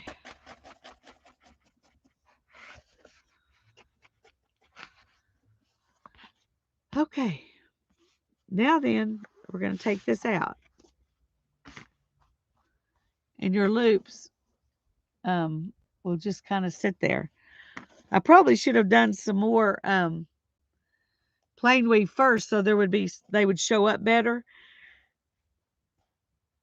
But that's what they look like. And now we're going to do the same thing going across the other way.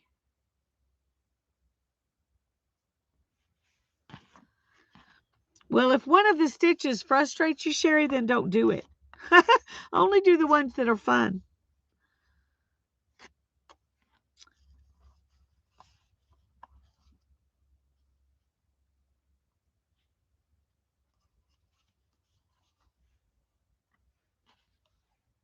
Now, this is where it'll be hard for me.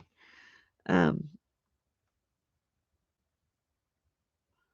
from the right, because that's just not my natural way to work.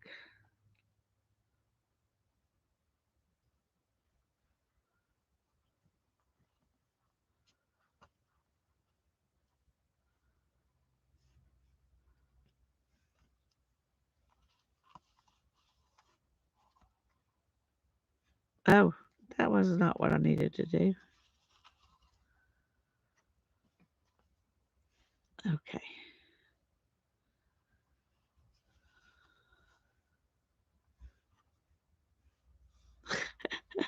I still messed it up again. I skipped 2 instead of 1 because that little dowel rod is in my way.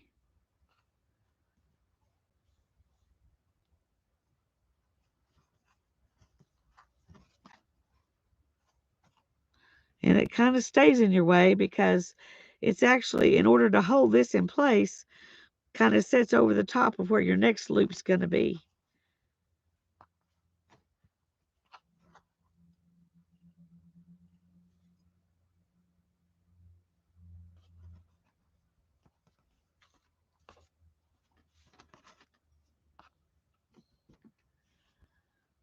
Yes, I'm looping it on. I don't know if you can see, I'm twisting it. Let me get ready to do the next one. I'll try to show you a little better. Okay. You pull it up and then you twist it around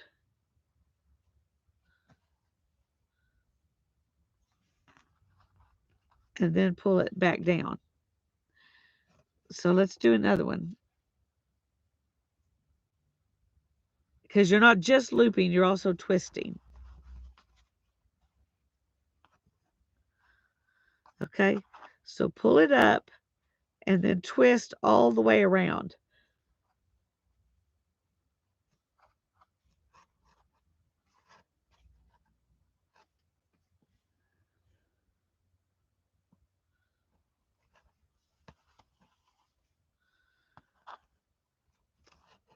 Pull it up and twist it all the way around and put it back, put it on the dowel rod.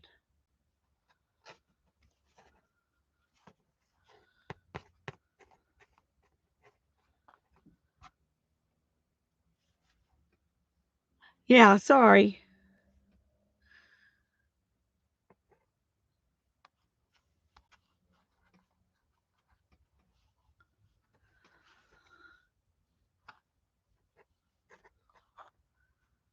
Pull it up, twist it all the way around, put it on, pull your thread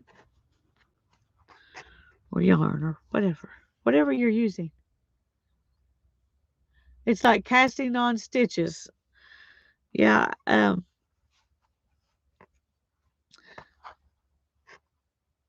I knitted. I learned how to knit at the library in one of their programs, and then I did a scarf, and then I put it down for a while, and then when I picked up my knitting needles, I couldn't remember what to do. I would like to learn, so I'm going to try it, but right now, um, I'm happy with spinning and weaving. So,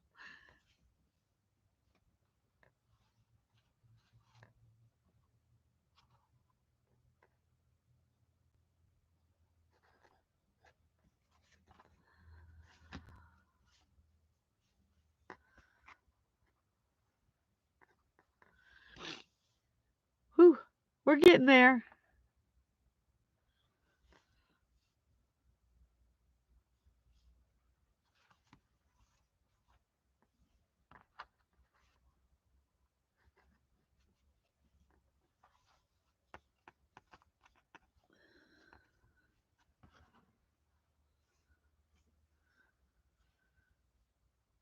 we're just going to do a couple of these because I've only done it, like I said, on the floor loom, and it was really easy to do on the floor loom.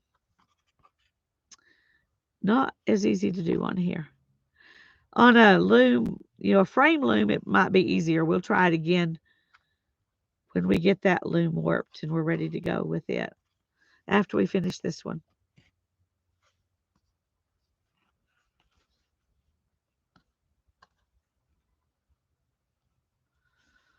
Okay.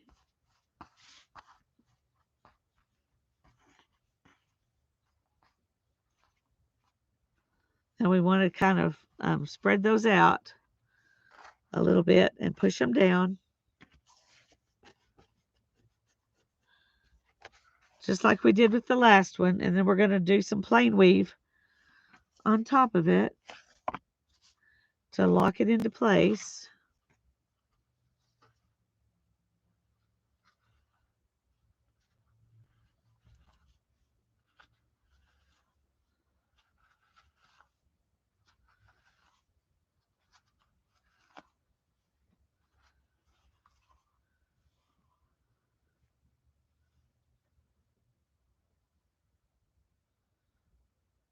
Barb's getting, be right back, she says, getting some chow. Okay.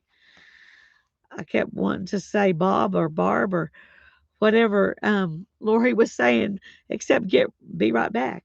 For some reason, that eluded me.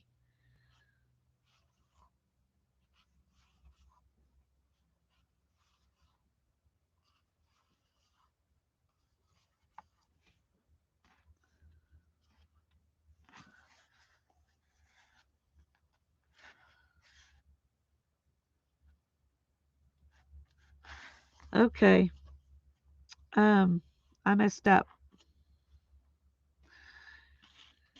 I did exactly what I had already done. I got to go back and take it out.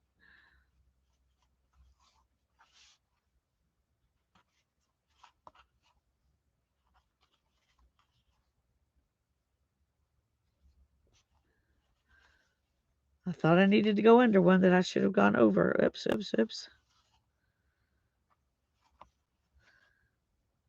Now you can really get yourself in a mess if you start trying to take out and then you do it wrong. Ask me how I know.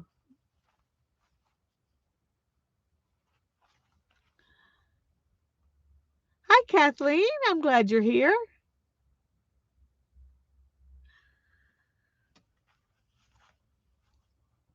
Yeah, we started working on this one on last Thursday, and then I worked on it Monday night.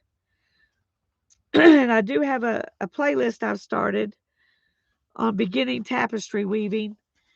That's the name of the playlist. And this is the third episode, if you will. Okay. I need to go under this one. Makes a world of difference.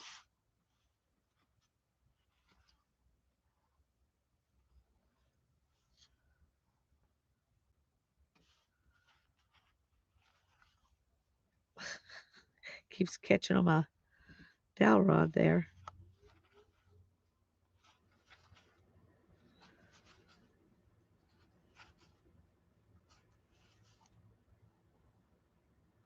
Anyway, we get another one on here and we can take the dowel rod out.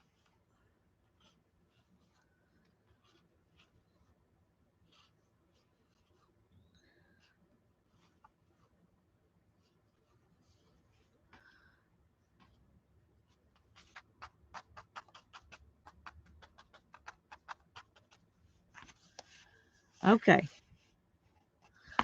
Now we're going to take the dowel rod out. And we have 2 rows of loops.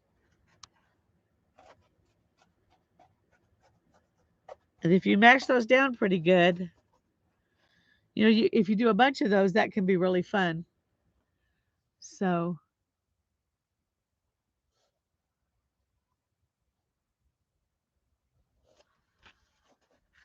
I'm going to go ahead and do some more finish this out the next 2 or 3 um, with this.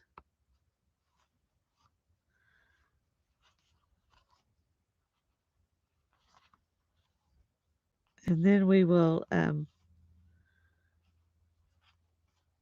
do something different.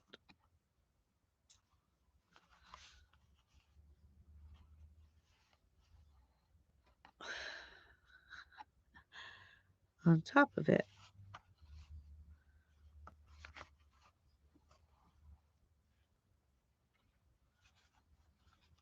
When we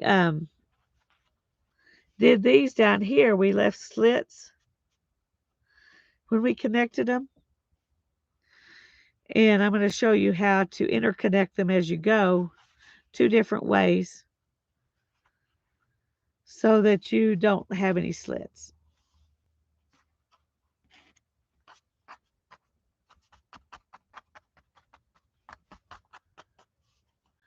It would be a fun journal cover, wouldn't it?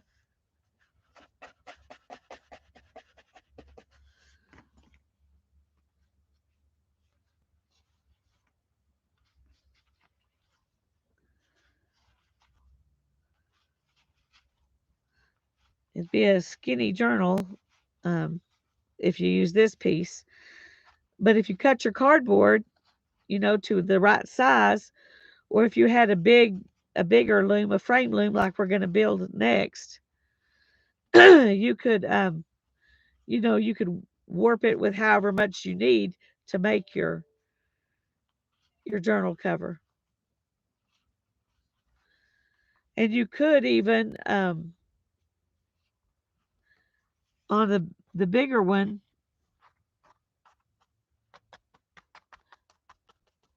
you could even warp it big enough so that you do like plain weave on the sides, and then your patterns in the middle, and then you can fold that plain weave portion underneath like this, and sew it here and here, and then you can just slide a journal into it so you can trade it out, like a Bible cover.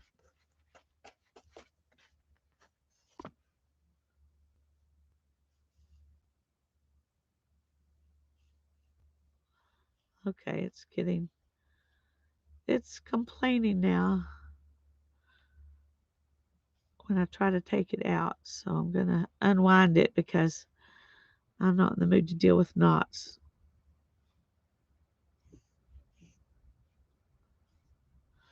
Okay. And we'll just use the needle.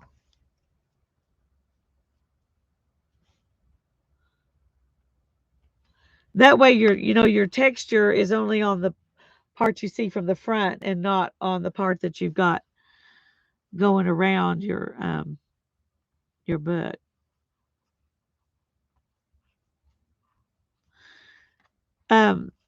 Using the needle is really faster and easier.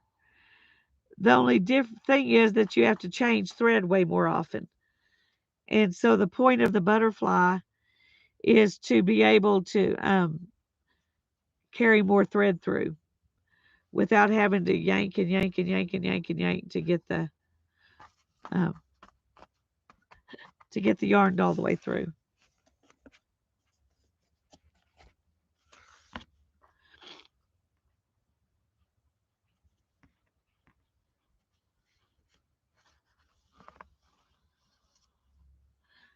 It does. It is much easier. I agree. It's just, if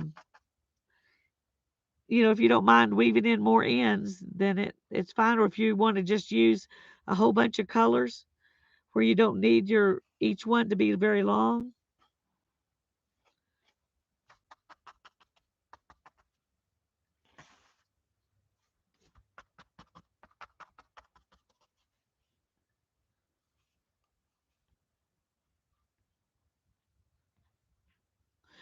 And when you have a shed stick and that kind of stuff with the butterflies, you can go through several warps at a time, and it's much easier than it is trying to do it on here.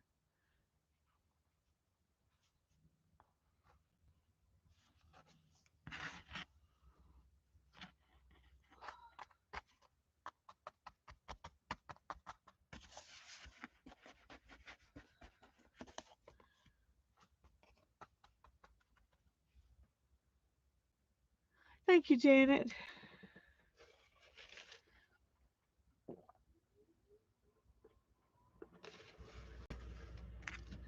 Okay, going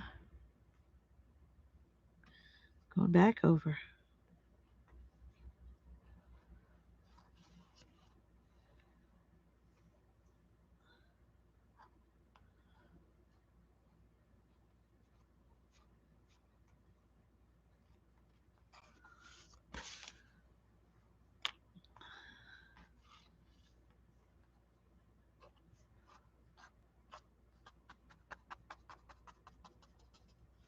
Okay, I think we can get back across one more time.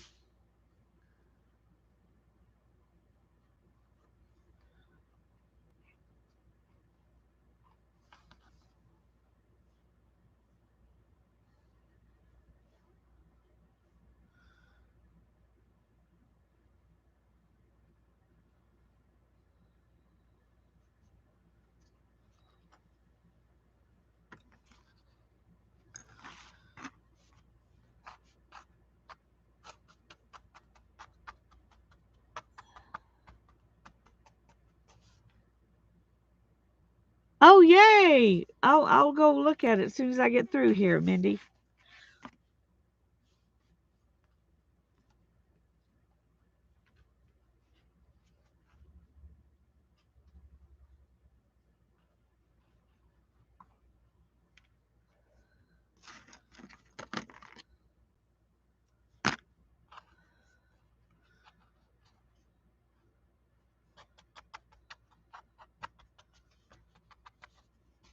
Okay.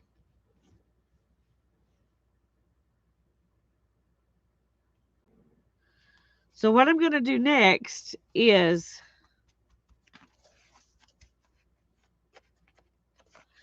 do 3 rectangles.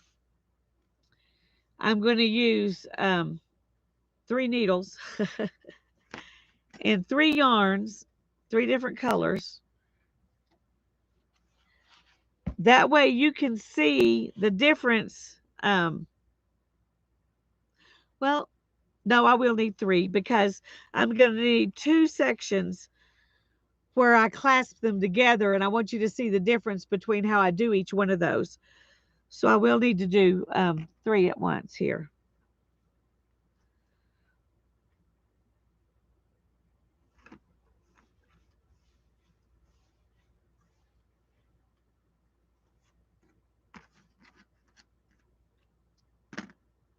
Okay, we're going to do this one with this needle. And when you're first, if you've got a long piece like I've got here, you want to be have your second end really close to the first one because that makes it a little shorter to have to pull through. You probably already know that, but okay, so here's one. I'm going to do one of them with this one.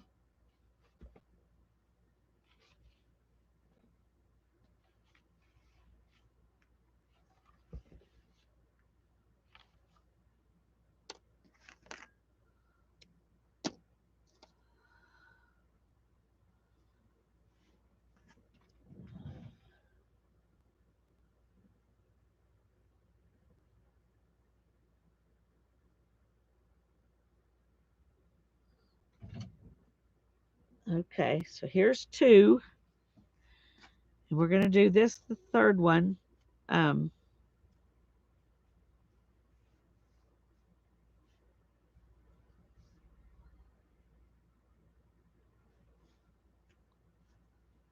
we're going to work these 3 colors all together.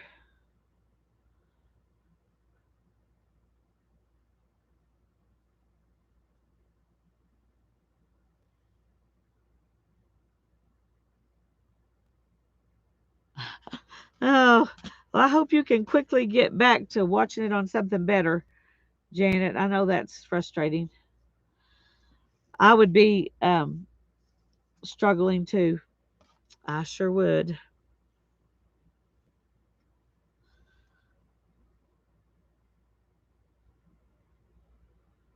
Yeah, yeah, this one has a really big eye.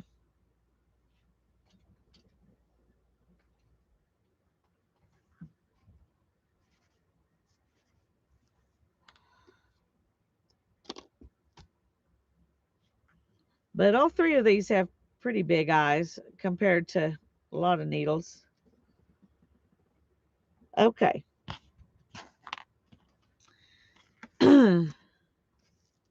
After we do this for a little ways and I show you the way to clasp some, then we're going to put some beads on.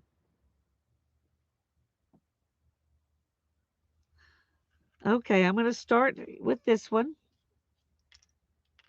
Oh, I got my beads and stuff all where it's getting caught on this. Okay. Okay, we've got, let's see.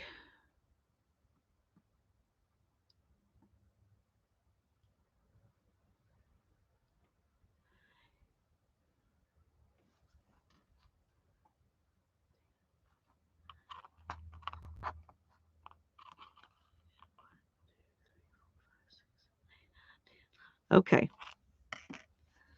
We're going to go over 10 from this direction and 10 from this direction, and there'll be 11 threads in the white. So,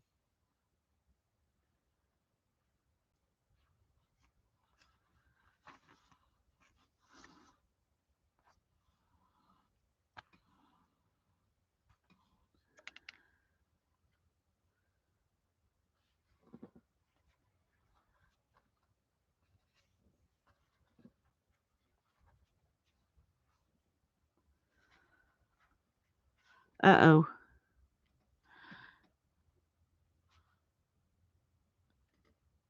I just realized something.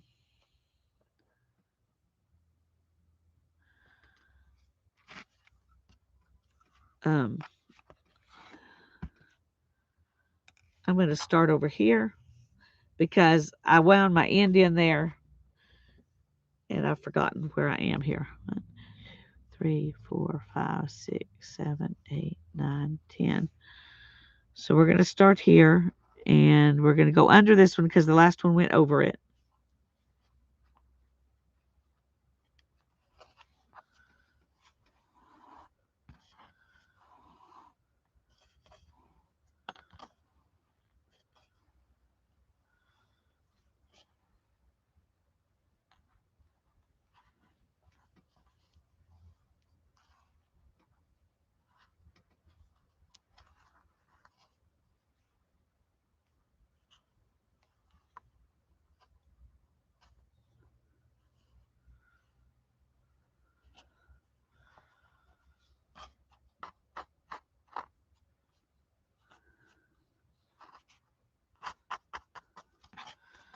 Okay.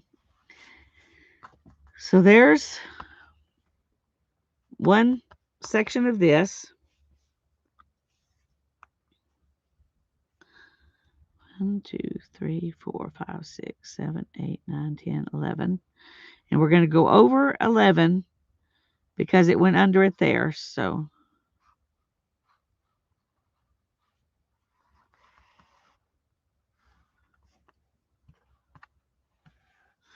and I'm going to get all three of these started and then I'll show you how to do the clasping the edges.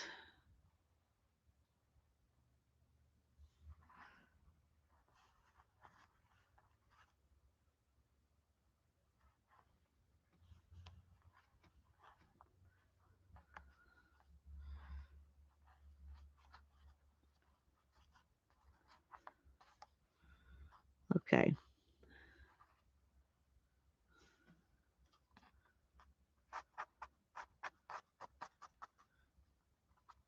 Okay, now you can see this one skipped because I have to go under it.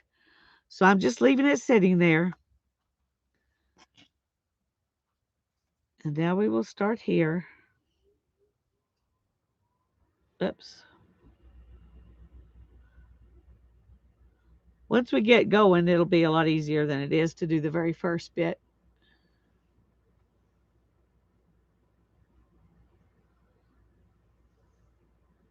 Okay, wait a minute.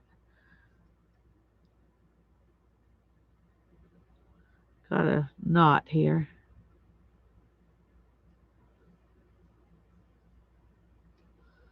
Okay, now then. Over, under, over, under, over, under, over, under, over, under, over. Okay. Start back from here where I didn't have an end.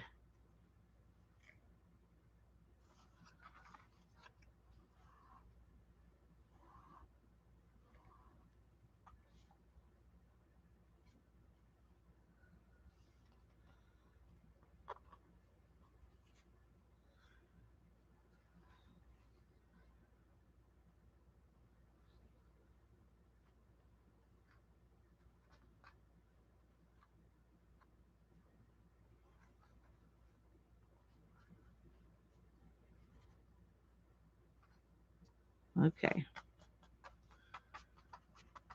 All right. Now then, we're going to start with these two because they're on the same side here. And what you're going to do, oh, wait. Um,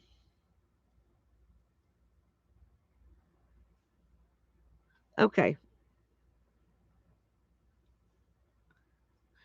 On this one, when I go from here, see, I have to go over that one. I'm going to go ahead and go under this one. So what it amounts to is that for these two threads, and then I go back,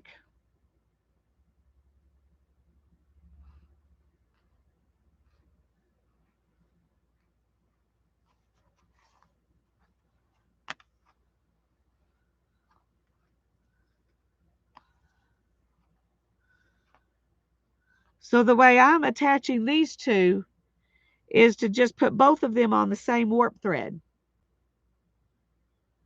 Does that make sense? So basically, we're just weaving them beside each other and just connecting them by putting them on the same warp thread. Now for this one over here and this one, I'm going to take them around each other. So I've got this one that needs to go under here. So I'm going to go ahead and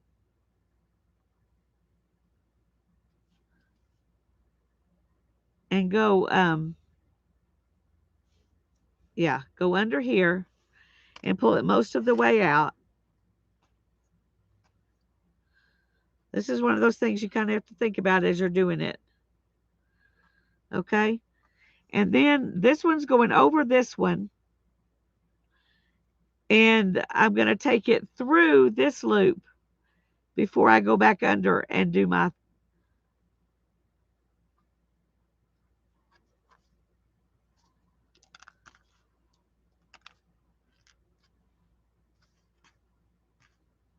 so these two are connected in between the warp threads.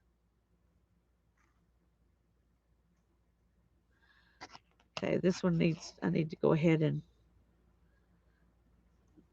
weave it back.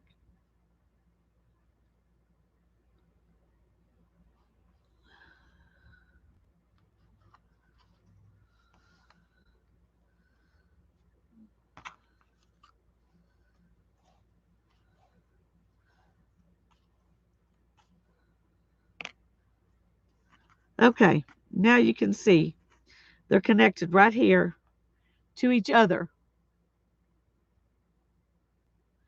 So on this side, I'm connecting them to each other here.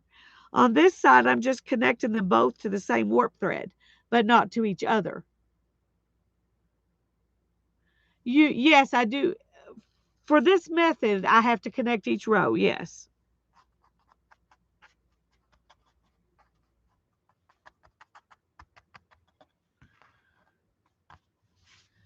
So the next thing to do is I'm going to go ahead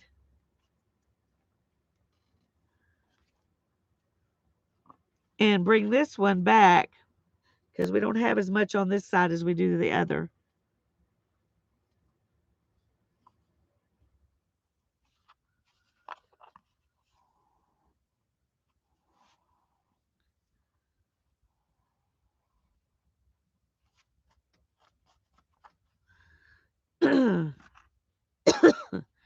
And then I'm going to connect it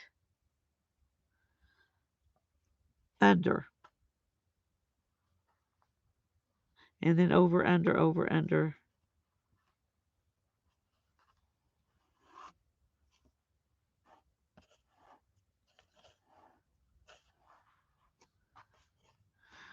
Okay, so that one's connected to the warp thread. So I've got pink, white, pink. And now I'm going to go back. See, I came around it with the white.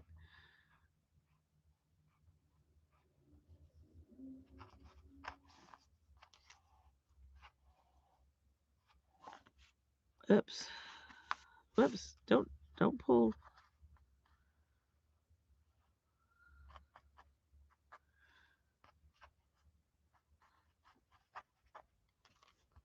Okay, so right here, my connection is pink, white, pink, white. And then over here,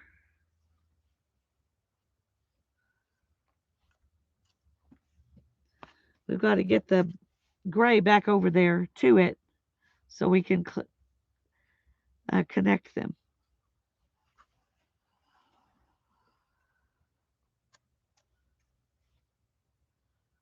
Okay. Now we're going to go. Okay, this one needs to be shortened or lengthened or whatever. Okay. Now I'm going to go under here, and I'm just going to go ahead and go back.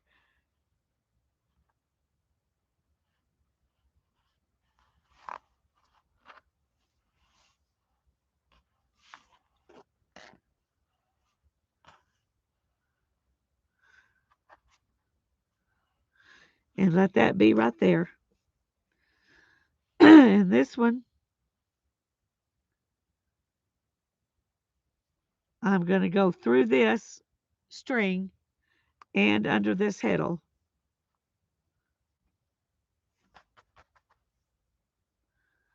So that I can make my turn to go back.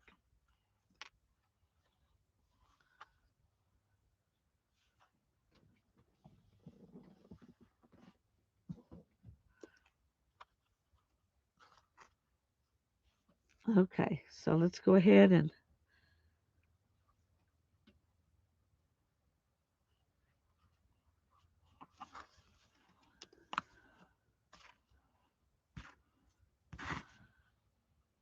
so now once again they're connected in between the two warp threads. And then we're just going to beat them down.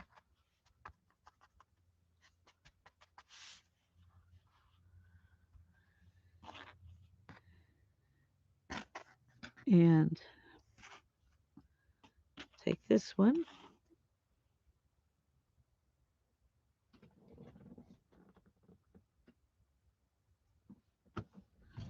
Okay. Now we're going to go under here, over, under, over, under, over, under, over.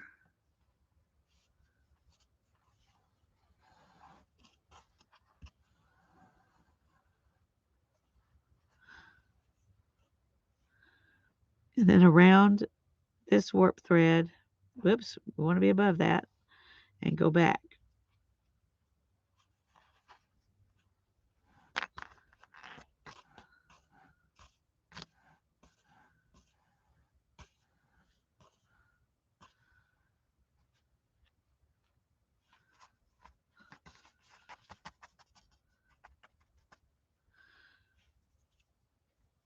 Now we've gone over it here. So we're going to work our way back over here.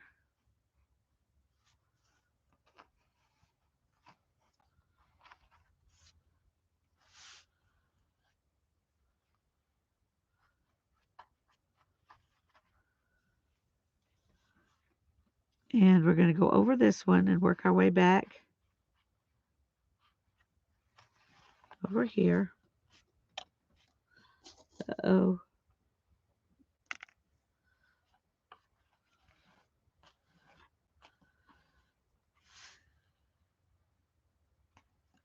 Now, if I was just doing, two, it wouldn't feel as complicated.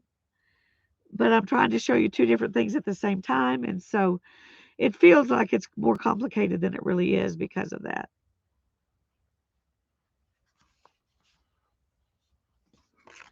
Get that out of the way.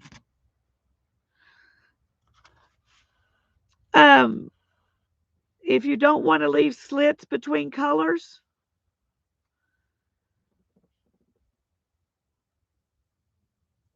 if you don't want to leave a slit between these colors, then you connect them and it makes it a stronger piece of fabric.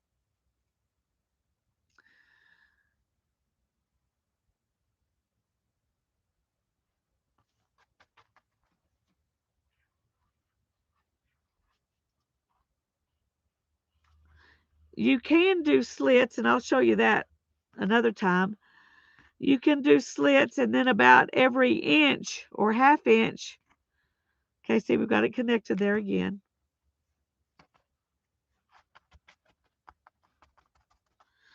About every inch or half inch, go over the thread next to it. And just do that every once in a while, and that'll keep your slit close together. But this makes a really completely interwoven fabric. Either one of these, you can do either one. I'm just showing you both at the same time to make it easy to show you two things at once. But you don't have, you could just do one in your weaving or the other. You don't have to do both.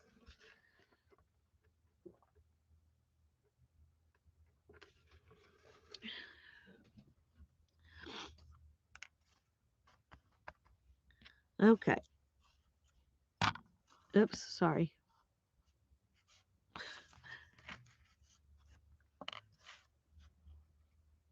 I'm going to skip that up a little bit because I need my pink one to go around it first.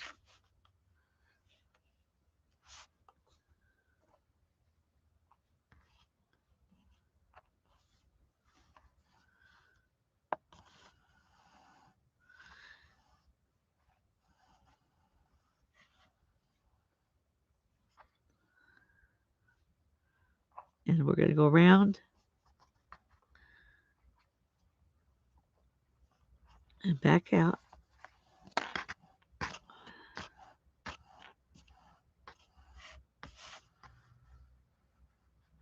So now we've got, a pink one on top of the white one again. And now I can beat this one down and go back over here and catch the gray.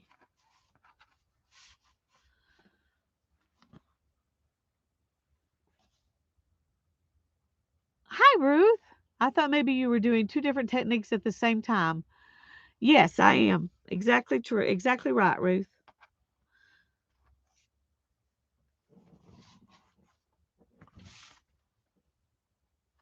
There's no reason you can't do two techniques at the same time in the same weaving. I'm just doing it for to show you that they both do the same thing, but they're done differently. Two different ways to do the same thing. And I'm just showing you them both at the same time because I think it's easier that way to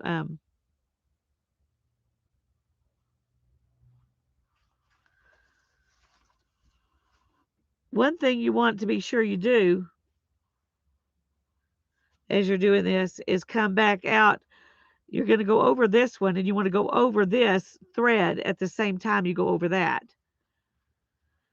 If you don't do that, you'll end up with a like a knot kind of in there.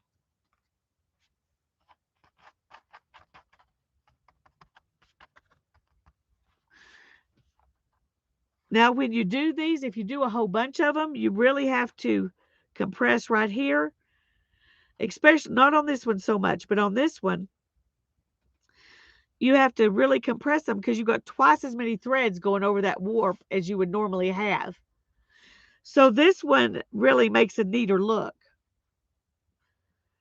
But this one, you can come back in and enter and just move them up and put your warp in there. And this one has to be done at the same time. You're weaving it. Both blocks have to be woven together. This one, you can come back in and just add this in between each of those threads. Does that make sense? I hope that makes sense.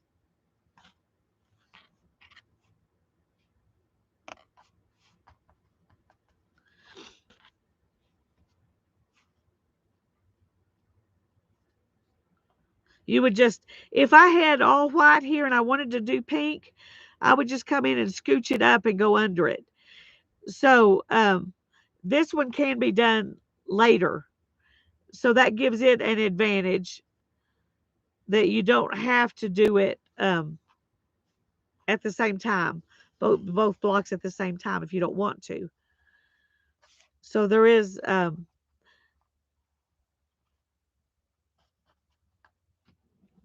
that's something to consider. You know, which one you would choose may depend on if this block is already there and you're just adding to it.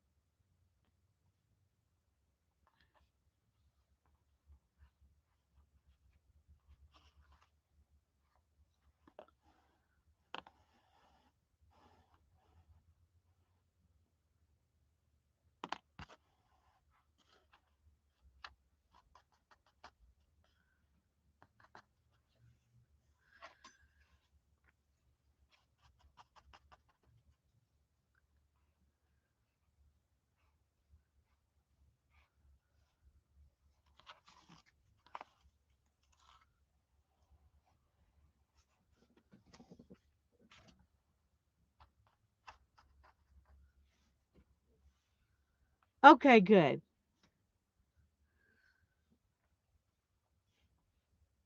Hopefully everybody else understands too.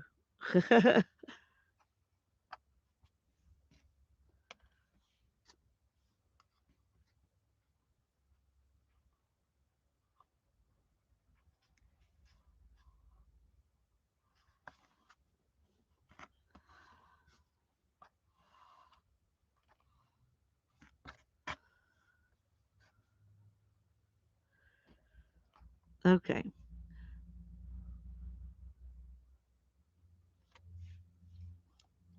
I'm going to go ahead and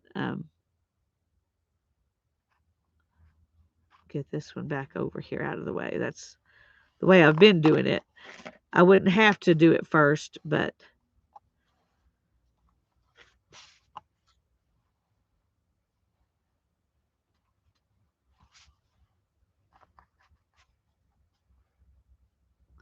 okay, now I'm going to go under through this and under there at the same time.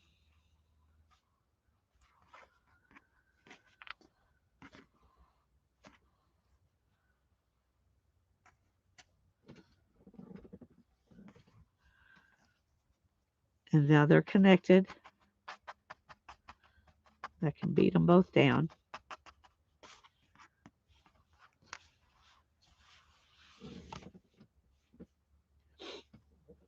Okay. And I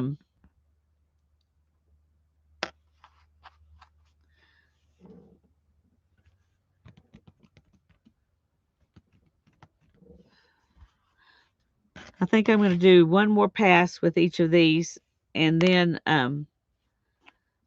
we'll put some beads in.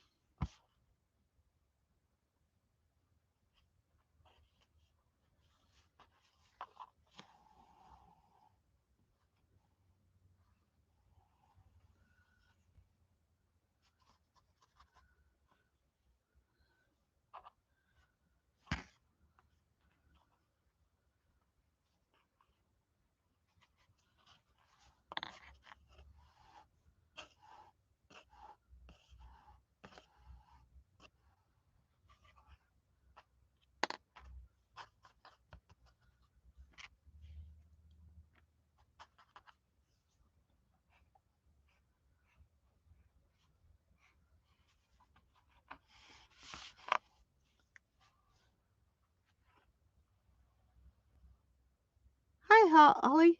Well, I think I have said hi to you. I think I have. I think I have. I hope.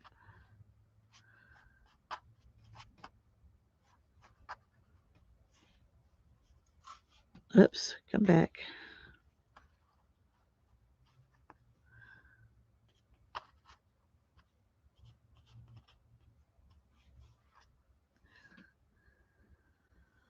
All right. What I'm wanting to find is where each one needs to be for the same warp for the warp to be done the same way in each color so I can stop. Okay, this one's going to go around.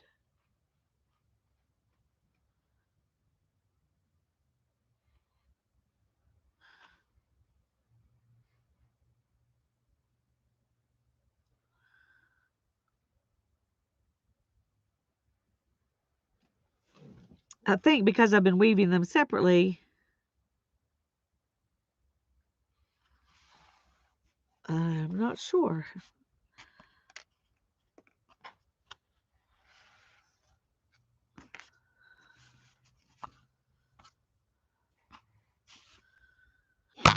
Oops, sorry, I didn't mean to hit you.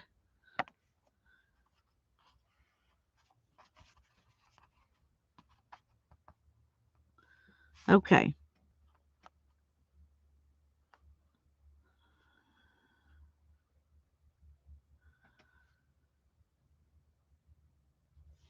All right. Now then, these two are in the same place because I'm going under this one and then I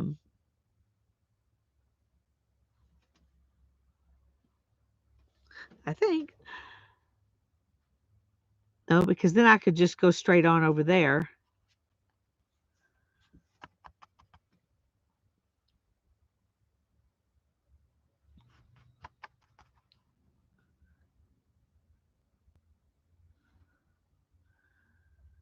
Actually, I think I'm going to.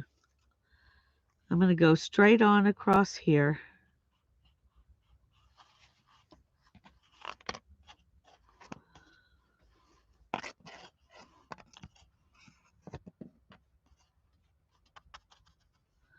And then this one, I'm going to cut off.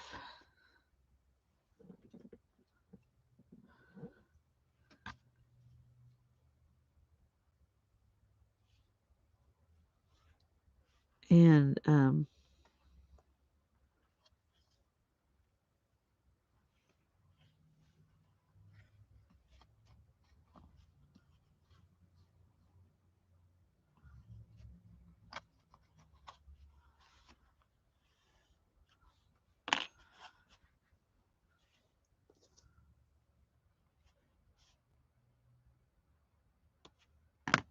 okay.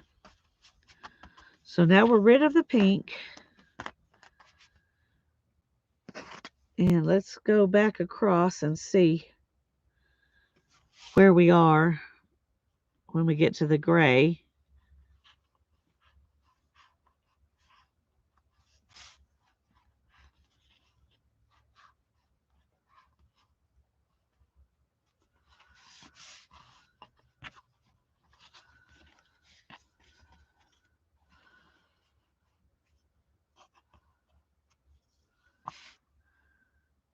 Yeah, that's going to work. Okay. We're just going to go on across.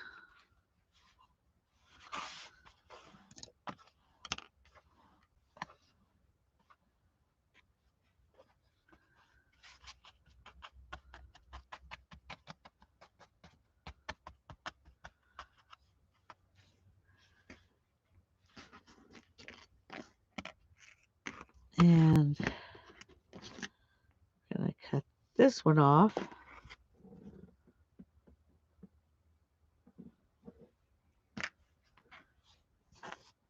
And weave it back under.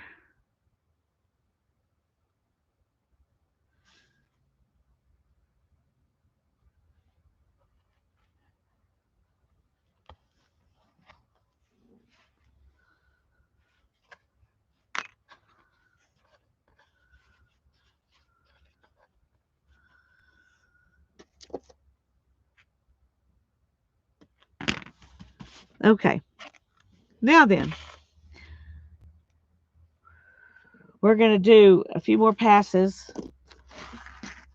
of the white, and then we will put some beads on.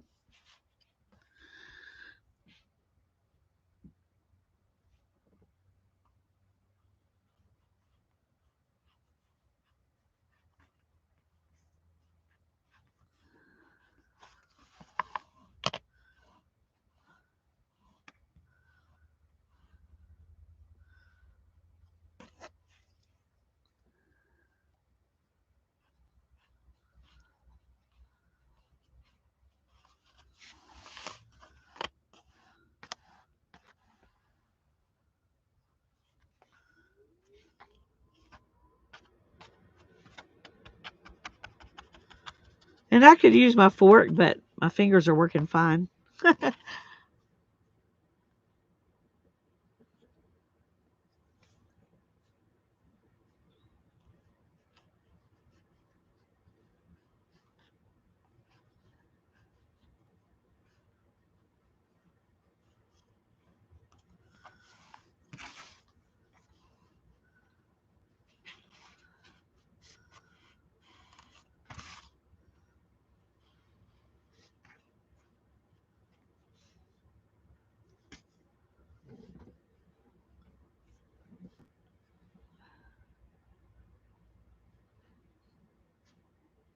Whoops.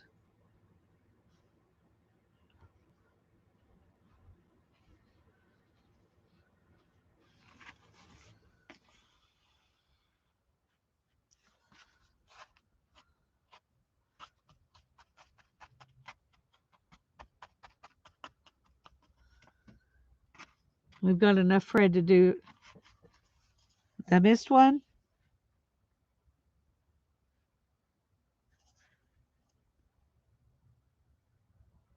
I did.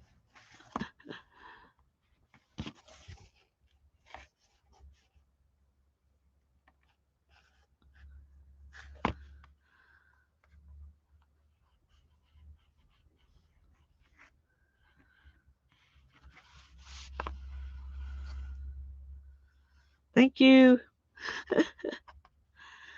I would have figured it out in a minute, but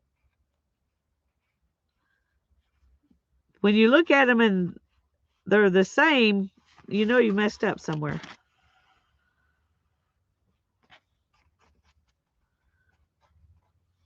Okay, much better.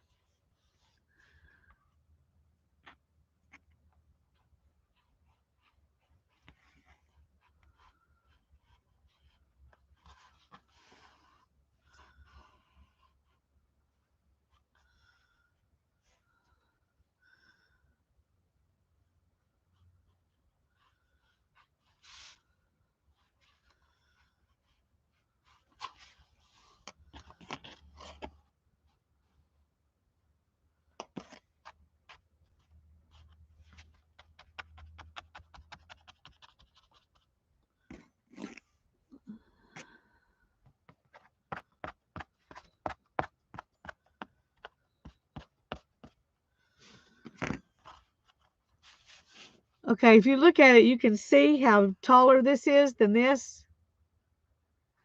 And it's because I went over that same thread with all of those. So I'm going to try to push, push, push.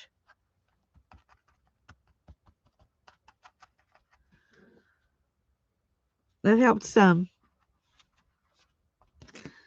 There's also one extra row of thread on these two that's not on this one. So when I finish it, I'll come back and finish it here. So I have the same amount of white before I start the next one.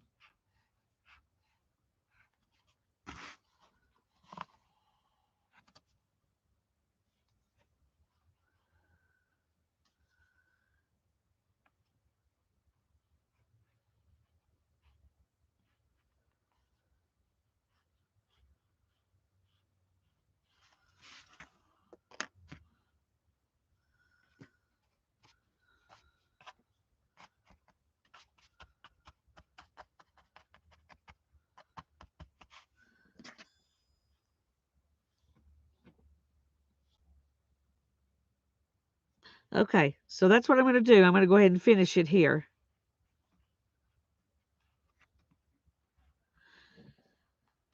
Because um,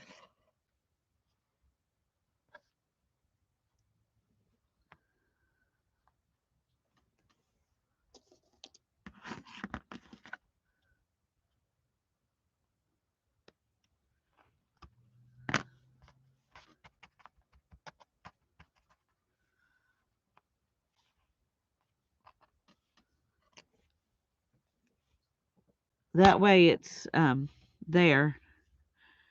But now I think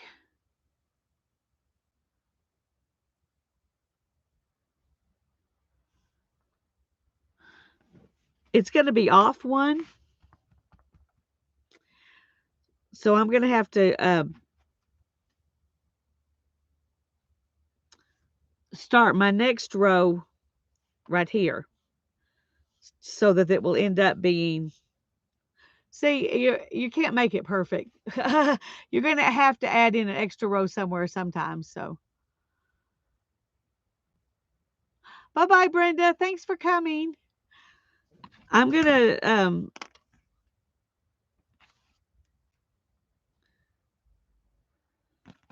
I'm trying to see what would be good for those beads to really show up on. We don't want them on the white.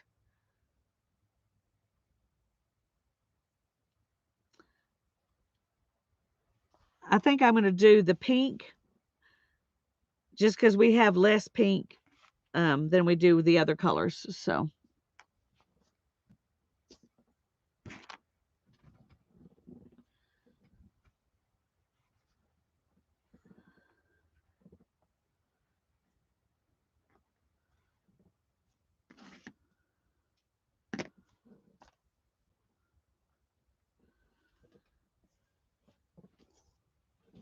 and we're going to start.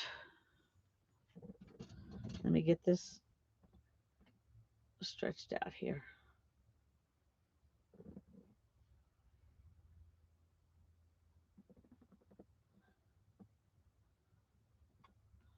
Okay. Because I want to be able to go back and have all of them, weave the whole thing at once.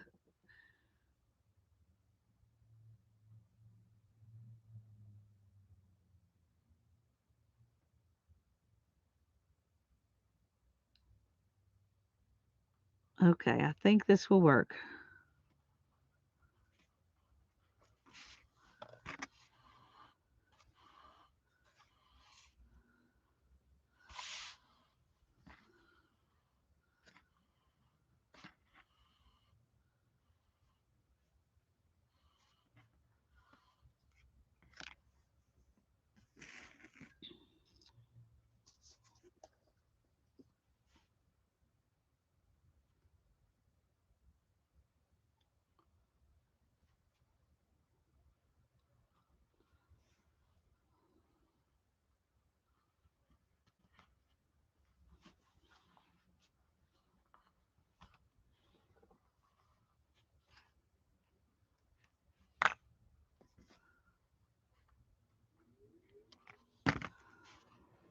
Okay.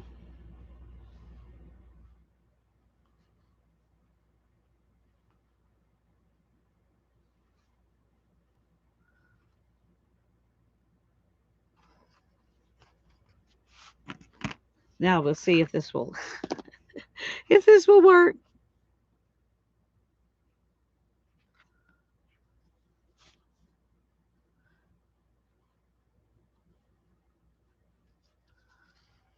Yeah. Okay.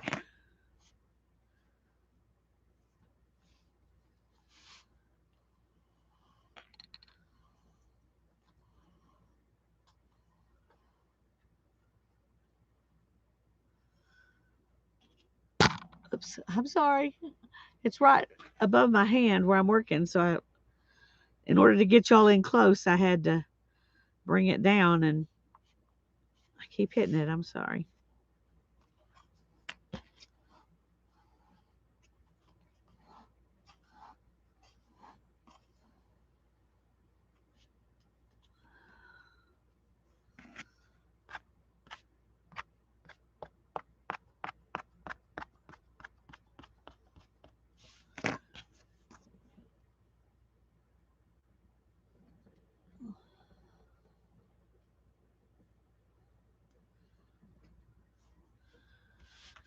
Okay, we're going to do a few rows, but because we want the pearls to show up, and if they were on the white, they wouldn't show up. So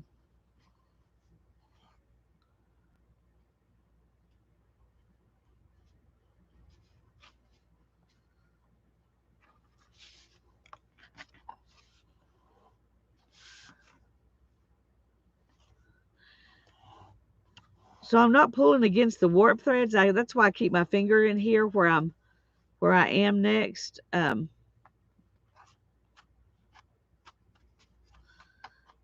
While I'm pulling the yarn through, it just um, now see, I let that kind of go in.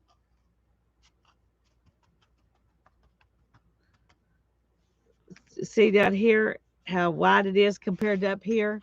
I don't know if y'all can see that. Let me move this. See how it's going out and then it goes in.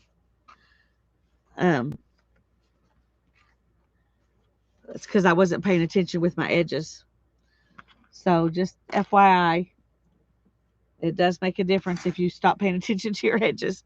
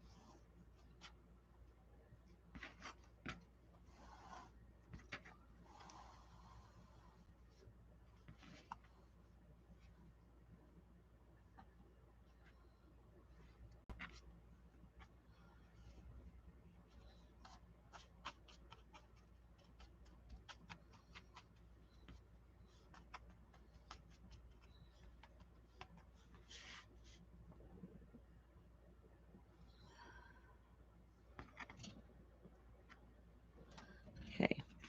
I'm going to go, I think, um, a couple more across before I put the beads on. I want them to kind of be in the middle of the pink part.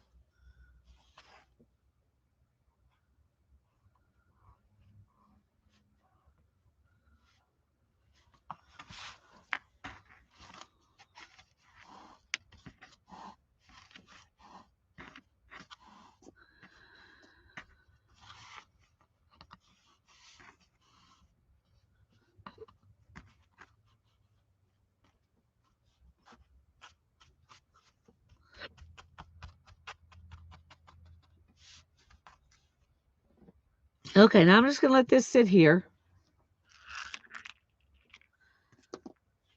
And I've got some thread. I'm going to leave this for now. That'll keep the beads from falling off.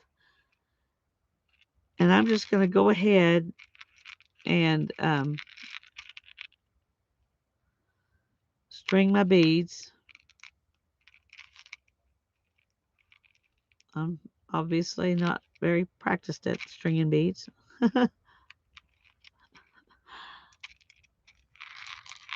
Are the beads purely decorative or do they serve a tying off purpose? They're purely decorative because we won't be tying off till we get up here. It's just a fun thing to add. I thought I'd show you today. You probably could incorporate them into tying off if you wanted to. Um,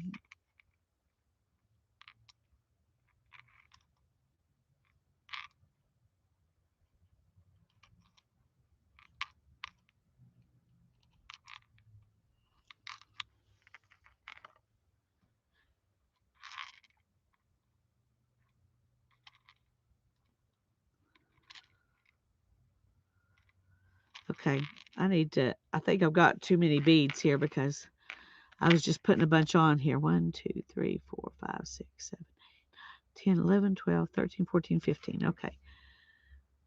And I've got 1, 2, 3, 4, 5, 6, 7, 8, 9, 10, 11, 12, 13, 14, 15, 16, 17, 18, 19, 20, 21, 22, 23, 24, 25, 26, 27, 28, 29, 30, 31. So I think I want 30 beads. So we need 15 more. 1, 2, 3, 4, 5, 6, 7, 8, 9,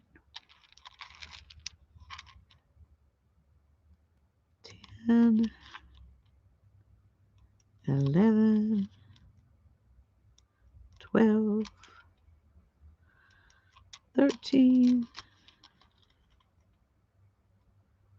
14.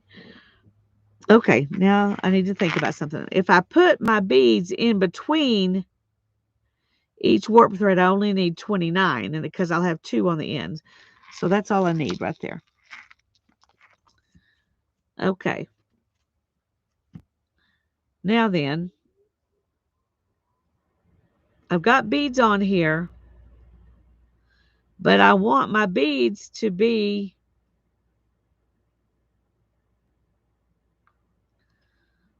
um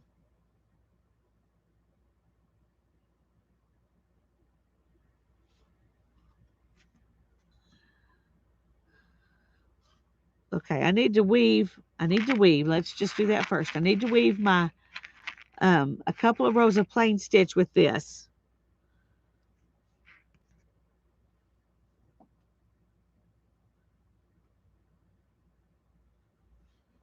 So you want to make sure you've got enough to do that.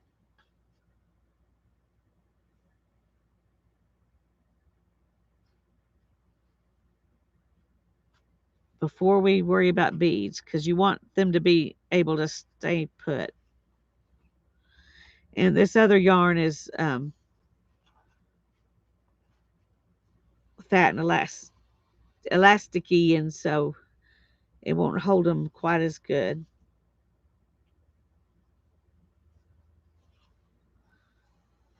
Okay.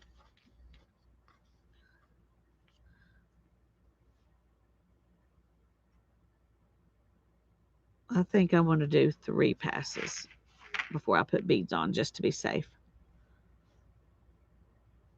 All right.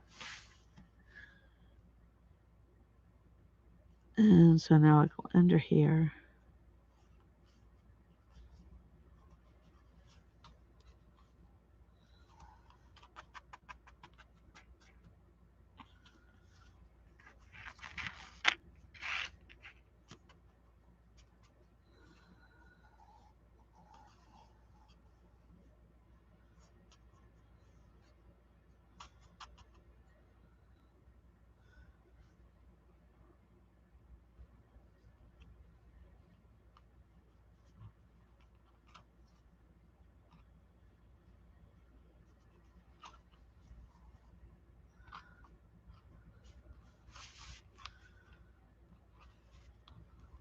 Now there are probably many, many ways to put beads on. Um,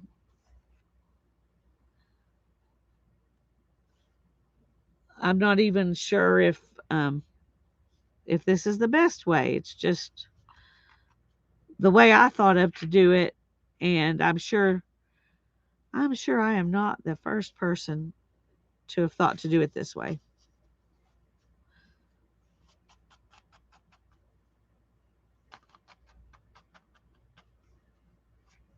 Okay, that got caught in the thread. So we got to go back and undo that.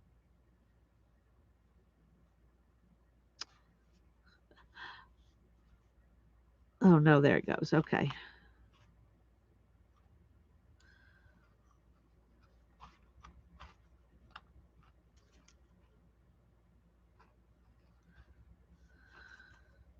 No, it did get caught in the thread. Okay. It was just sliding down the thread, and so I thought, and I messed up anyway. So that's probably where I messed up.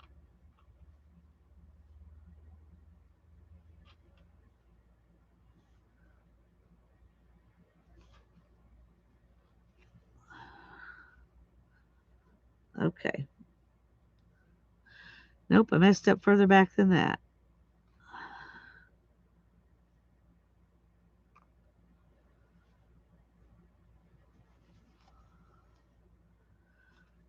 Right here. Oh, it was that one. The one underneath is where I messed up. Okay. Well, this happens sometimes, so we're just going to go back and fix it.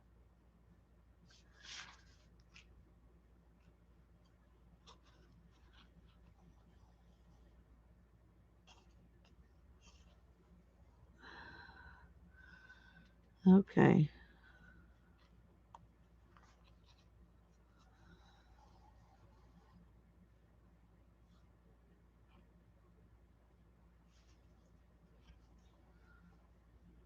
Okay. Right here is where I messed up.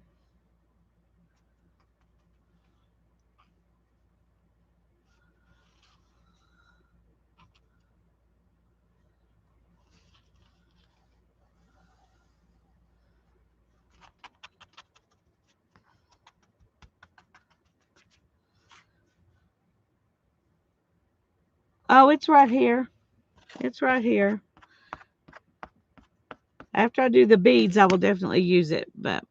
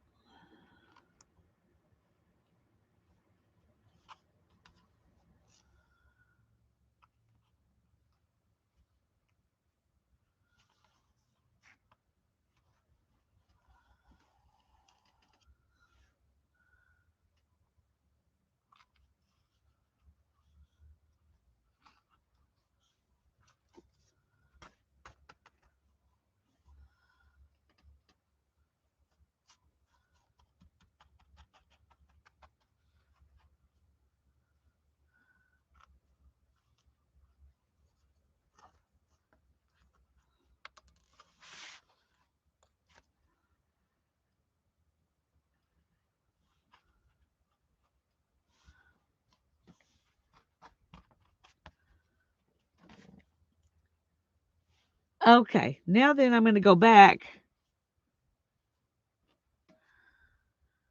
with this one, and then we'll be ready to put beads in.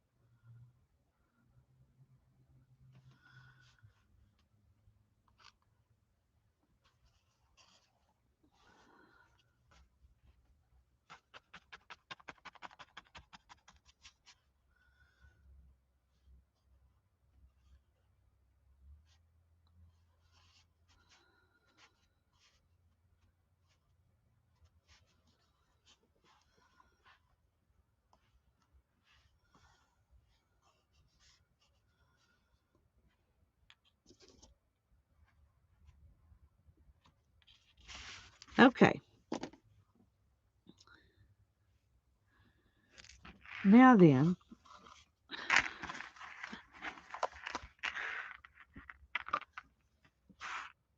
we've got our beads.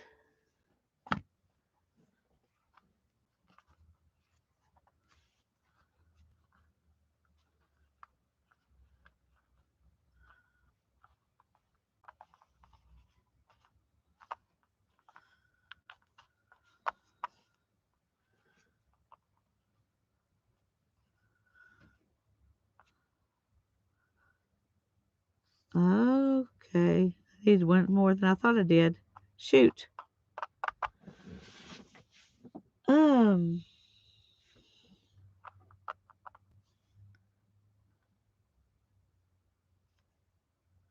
okay. See, I should have checked that earlier, but it's all right. We're just going to pull off a big length of string.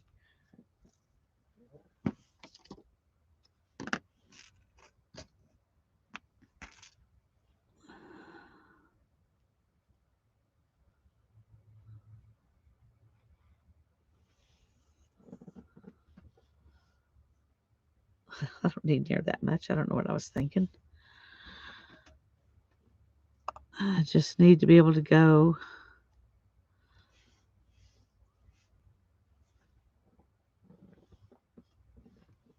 Okay.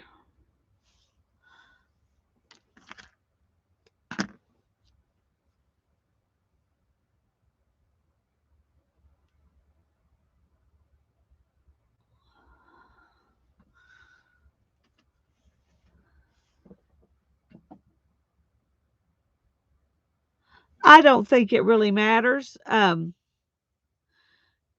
if the beads are smaller.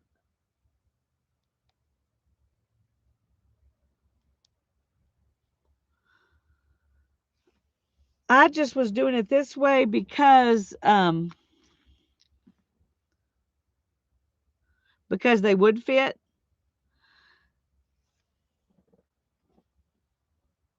Because the main thing is that you're going to be um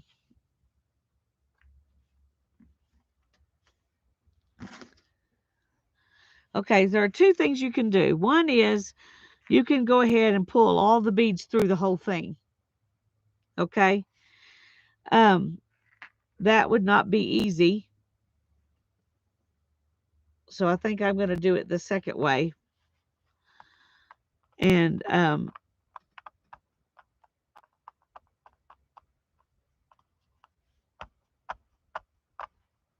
we're going to move them up a little bit. And I'm going to take this, and so it's this is not going to be weaving so much as this would be more like twining. I'm going to go under this one.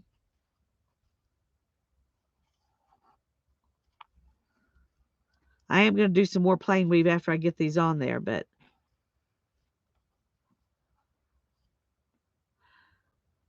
and then I'm going to go around here so that that locks that one in. And then I'm going to go under here and up. This is kind of like hem stitching beads in place.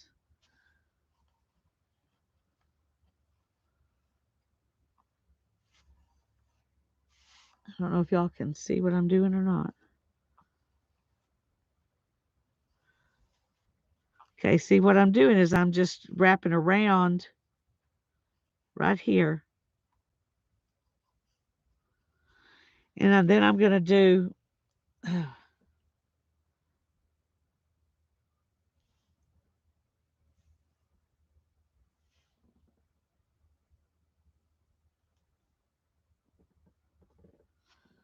this long piece of thread may not have been a good idea because it's trying to tangle up on itself. Okay. Then I'm going to go down between that one and bring my thread up between the next two warp threads.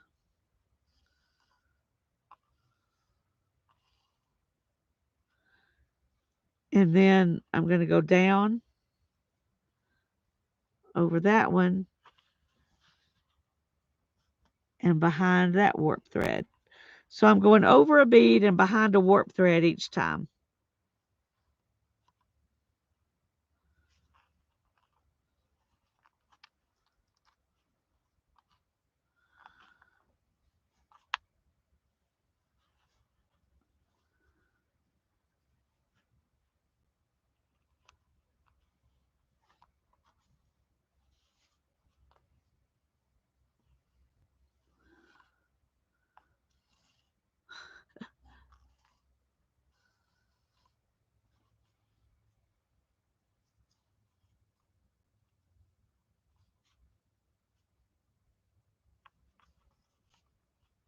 Okay. There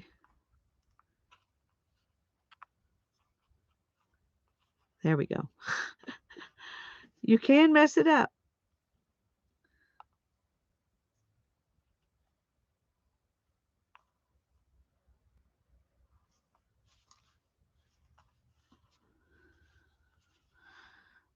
So I'm going between these two, and now I'm going to take my needle up there, and I'm going to just hold this thread down here in place.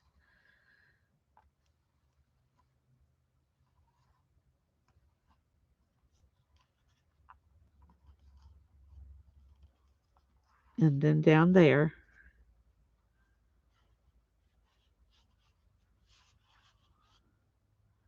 Behind the bead and up behind that warp thread. I'm going to hold that bead in place.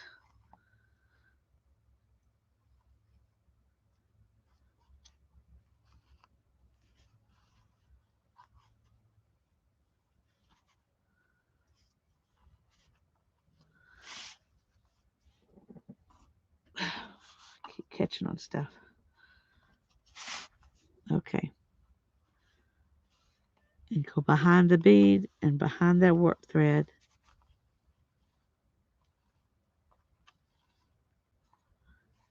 Can y'all see what I'm doing?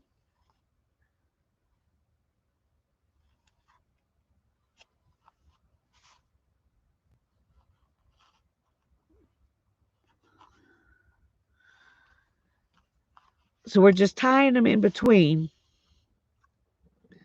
And I should not have tried to have so much thread that I could go ahead and do the tabby afterward.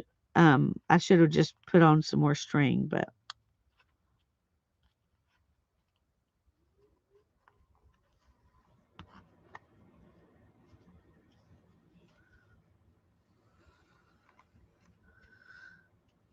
it's getting a little bit easier as I go.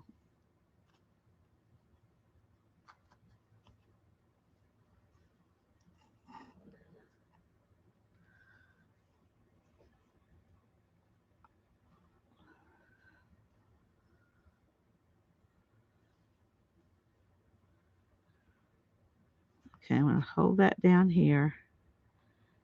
Go behind that bead and that warp thread.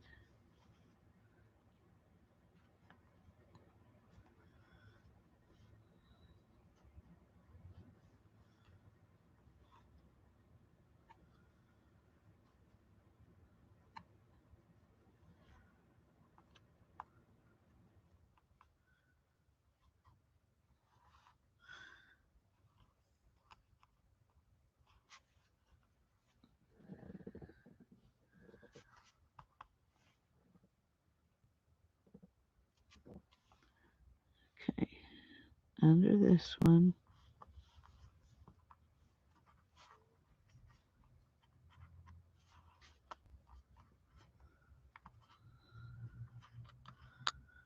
Come on.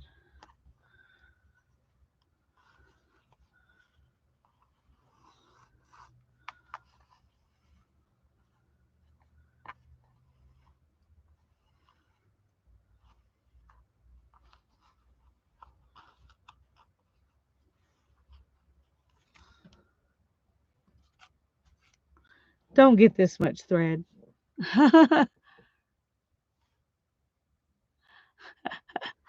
Yeah. Yep. Yep. To see or to chat? That is the question.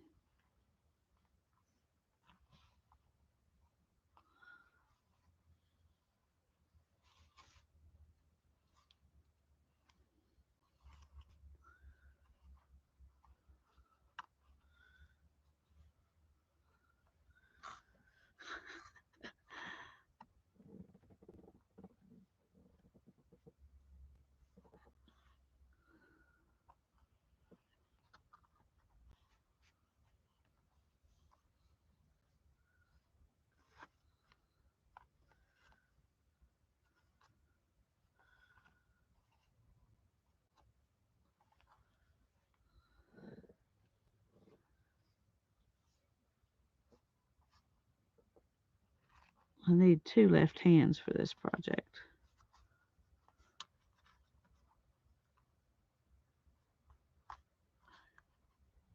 Oh, your mind wants to go up through the bead. Yeah.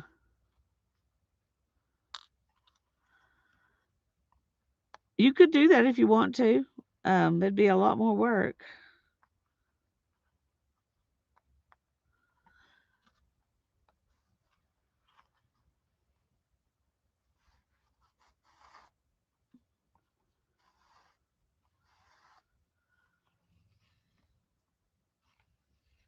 And you could just, I guess, sew each bead on there as you get to it.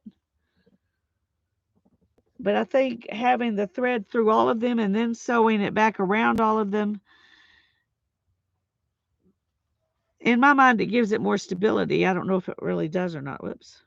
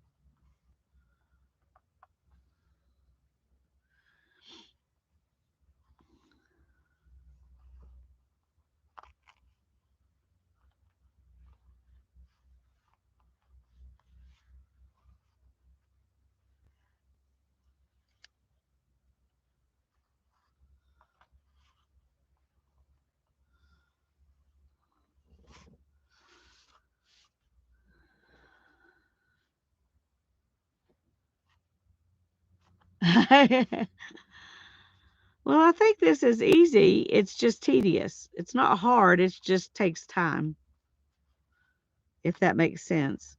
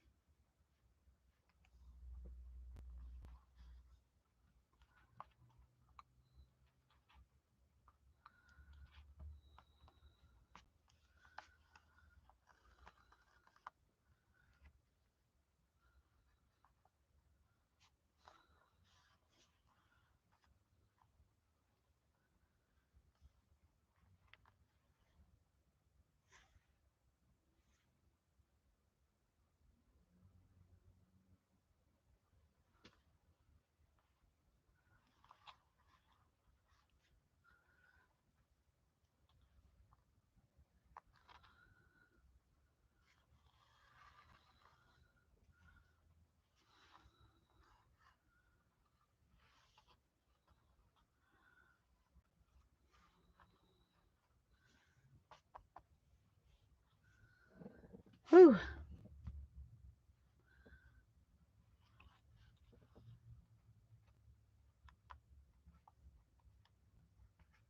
This is not relaxing.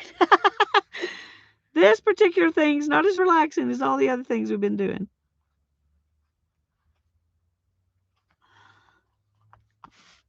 But I think it'll be worth it. I think it'll be worth it.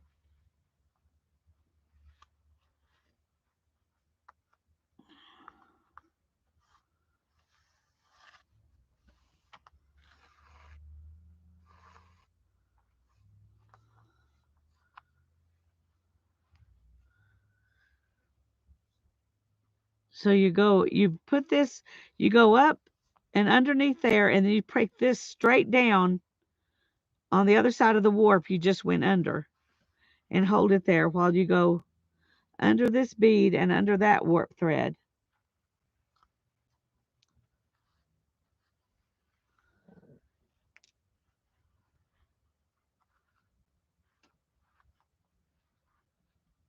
And then you go under this bead,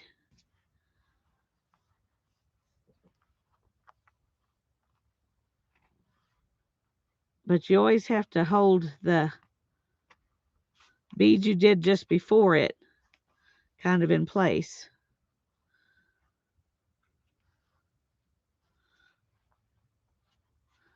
And that's what pulling that straight down does. It locks that bead in that position and not just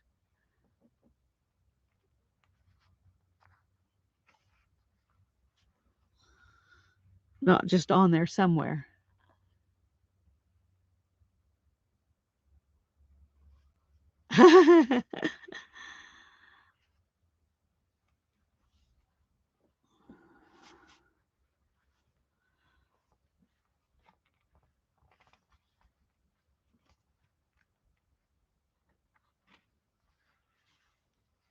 We're getting close.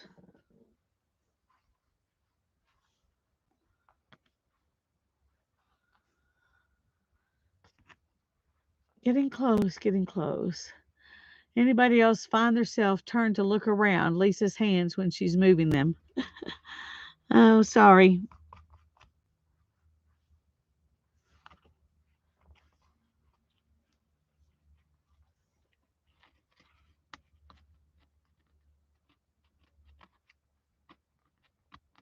Okay, come on.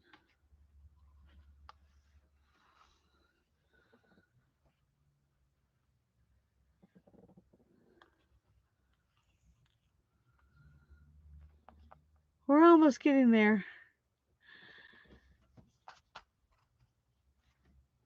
Yeah, I think it'll be worth all the trouble we've gone to here, but it definitely is.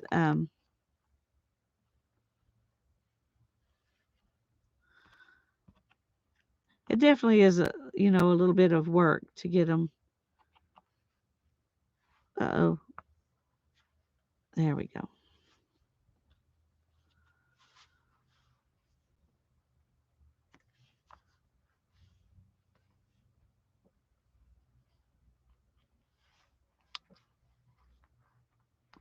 I almost didn't go under the warp thread.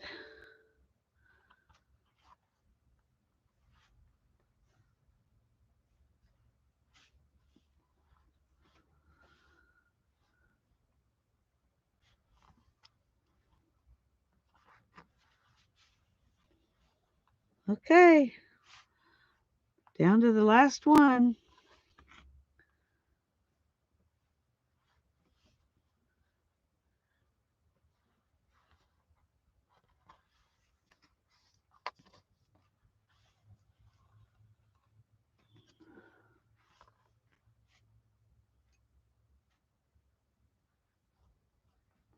Okay, now we've got a purl between each one, and I came out um, underneath this warp thread. So I'm going to go over it, and we're just going to go ahead and go back and do a little plain weave. Probably isn't strictly necessary doing it the way we did, but we're going to do it anyway.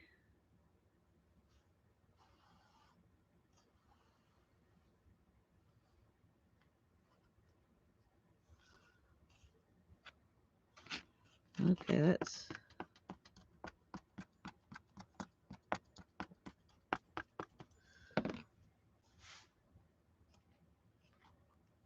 Now, hopefully, that will push the beads up on top of the weaving, which is what we're wanting to do.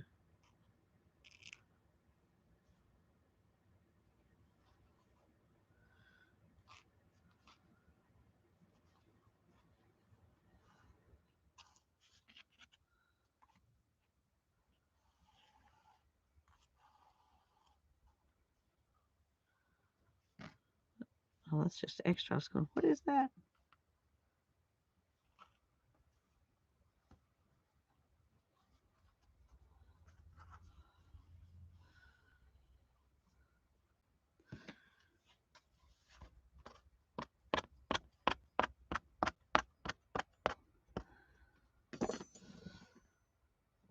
Okay. I think that is good. And I'm just going to come down. That one really got messed up.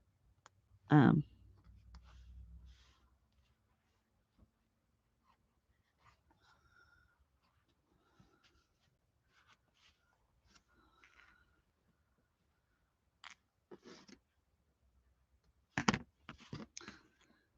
okay, now then, we're going to do some, I think we're going to go this way because it doesn't really matter. You can't see the one that was before it.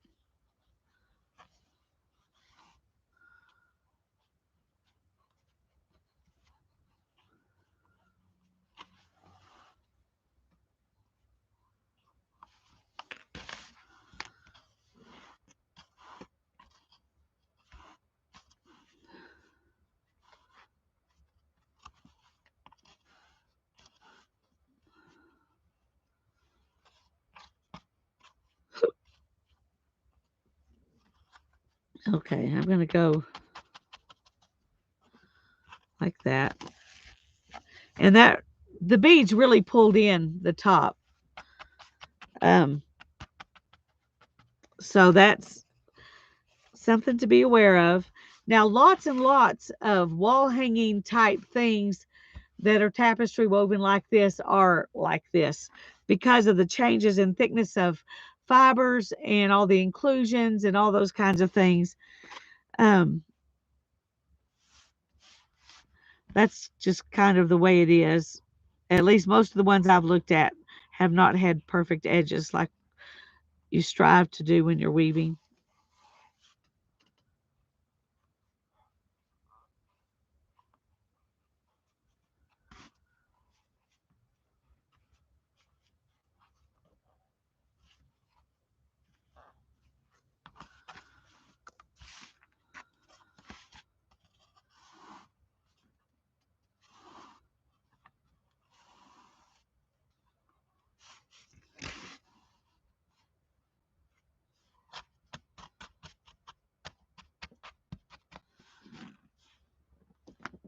Okay,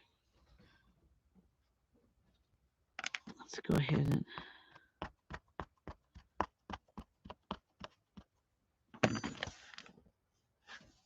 see how it looks like the beads now just sit right up on top of the pink. You can't even tell that there was any space that wasn't pink underneath them.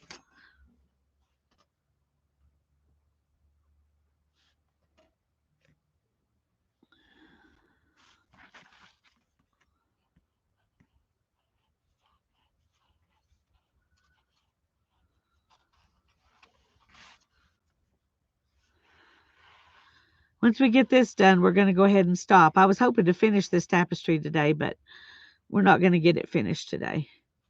We'll finish it Monday night, unless for some reason Tanya can't stream on Thursday. I hope that she's finished by then because I know she's tired. She needs to get to play.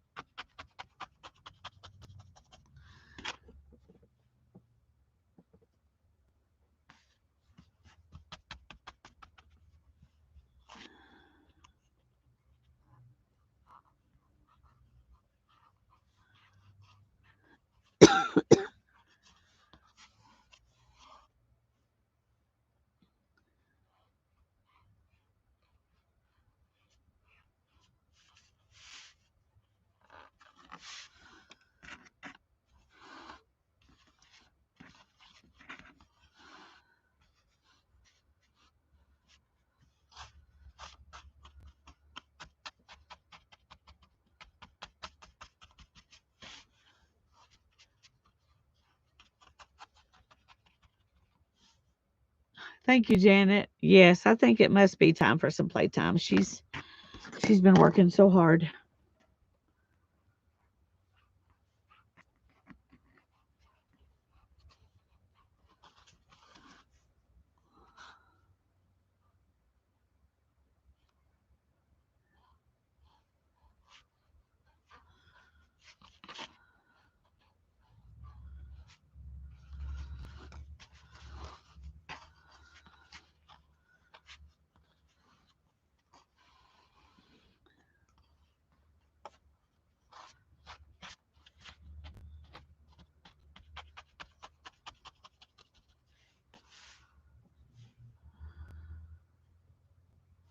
So the other loom we're going to use, what kind of picture frame do we need? You can use a picture frame or canvas stretchers, but you need something wood, preferably because it's strong and because, well, it depends on which one you're going to do. I'm going to show you how to warp 3 different ways. So if you want to play on, play with 3 different looms, just get 3 different wooden picture frames and then decide which one you think works better for the process that we're going to do. If you just have one picture frame, just get a wooden picture frame and then you can warp it whichever one of the 3 ways you choose. Um, but I am going to show you 3 different ways because 2 of them don't need nails. One of them needs nails, but the one that needs nails is the well, you could just leave it there and let the nails be part of the decoration, but that kind is specifically made so that you can take it off of the loom and use that loom over again for another tapestry. So that's you kind of have to think about that. Whether you want to leave it like it is, one of the ones I make, I'm gonna leave like it is. But we will finish this one and then I will explain the 3 different kinds of warping that you can do on Monday night, and then I'll let y'all tell me which one you want me to do first. I'll probably only get one of them warped on Monday night. I might get 2. If I get 2 warped, that'd be great. But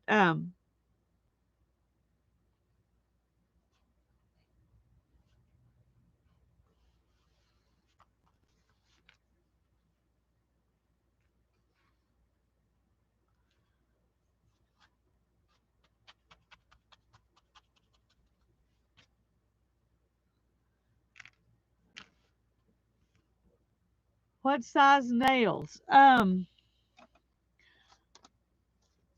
Really small nails, like, but they need to be fairly strong. I'm trying to think. You don't want them to be too long. About 1 inch long. About 1 inch long, I think would be best.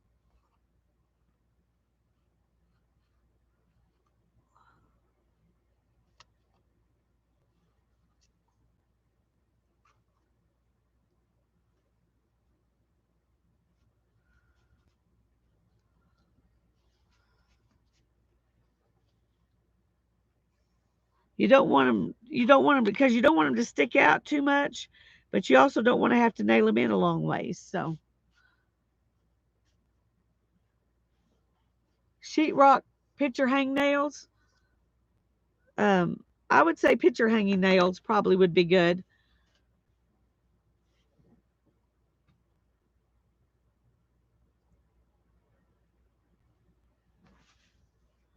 All right. I wish I'm going to have to get some too, so that's why I don't have any to show you. Um, but let me back off a little bit so you can see the whole thing. This is where we're at right now.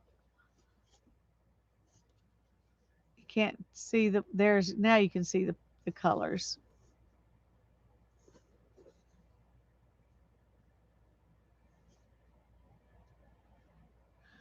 So that's what we've done. And we'll probably do some more stripes and things up at the top. I haven't decided yet, but I think it's turning out good.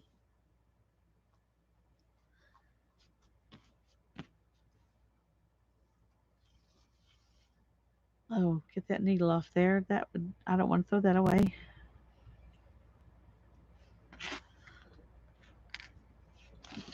Get rid of these bits. Okay. Thank you, Katie. Um, well, hopefully Tanya and I'll be doing tea bag books Thursday. But if for some reason she can't stream on Thursday, then we'll work on this. Otherwise, it'll be Monday before we get back to it. So, oh, thank you, Teresa. Yeah, I do too. I like the there's some variety that you can do. There's that one thread that I cut off, and I should have tucked it under something better. But anyway, um, I like the variety of things you can do with it. When I look at this, just looking at it, I think this would be a cute front to a bag. Um, we could, if y'all want to,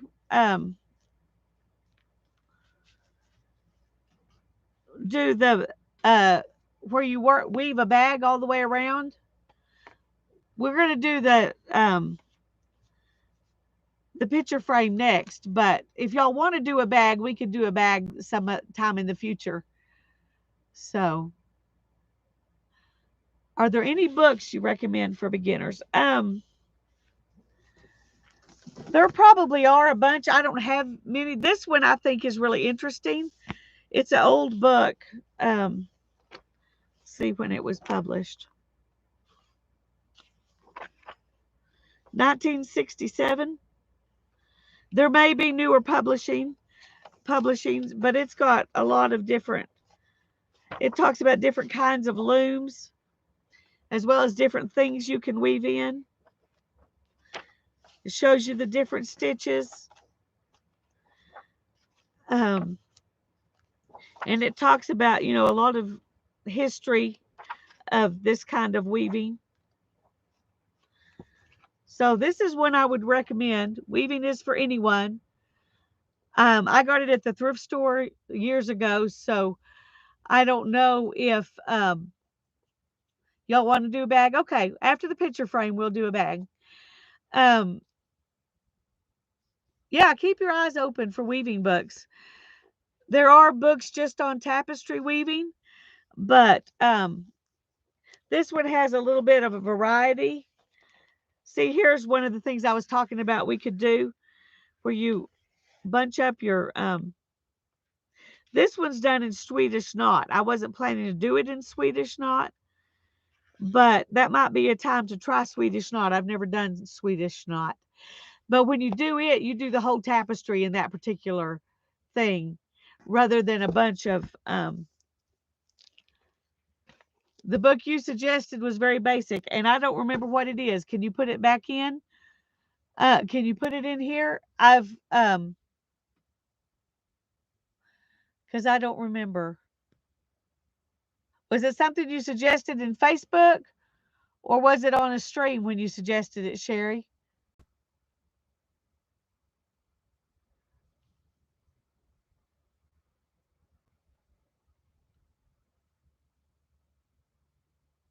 In Messenger. Okay, let me go there real quick, y'all. Give me a second, and I'll see if I can find that book. And oh,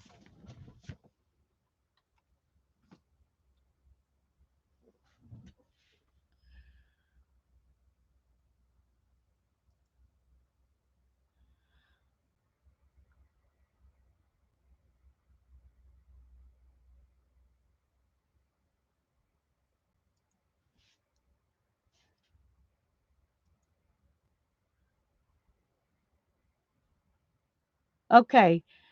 Um, yeah, that is completely different. This is Sherry, this is for knitting on loom knitting. It's not the same.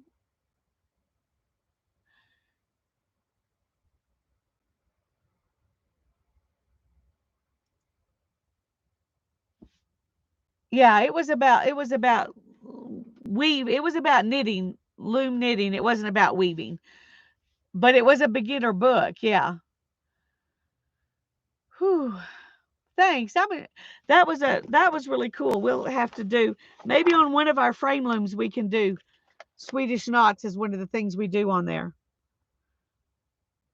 Because I really like that. Even though all it is just, kind of a suggestion. It's like a um what's it called? Oh, the painters that didn't paint detail. Uh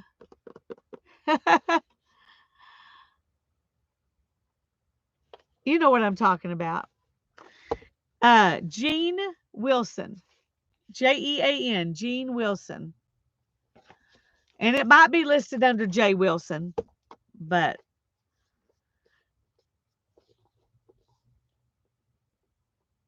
yeah, it would make great expression art. Impressionistic is the word I was looking for. Yeah. Thanks, Katie. Um, I thought of it just before I saw you say it. Impressionistic. Um, okay. Whew.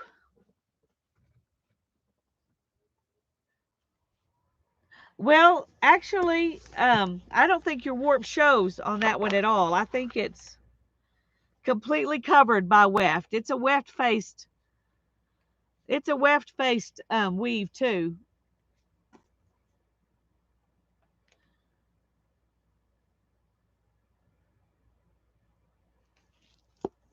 Weaving is for anyone by Jean Wilson. That's right.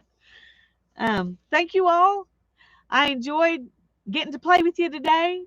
Hopefully, Tanya and I'll be working on the tea bag book on. That came untwisted. Oops. Oh well. Um, on Thursday. If not, then we'll be back to weaving some more. Bye bye. Love you all. Yeah, see y'all at Beth's.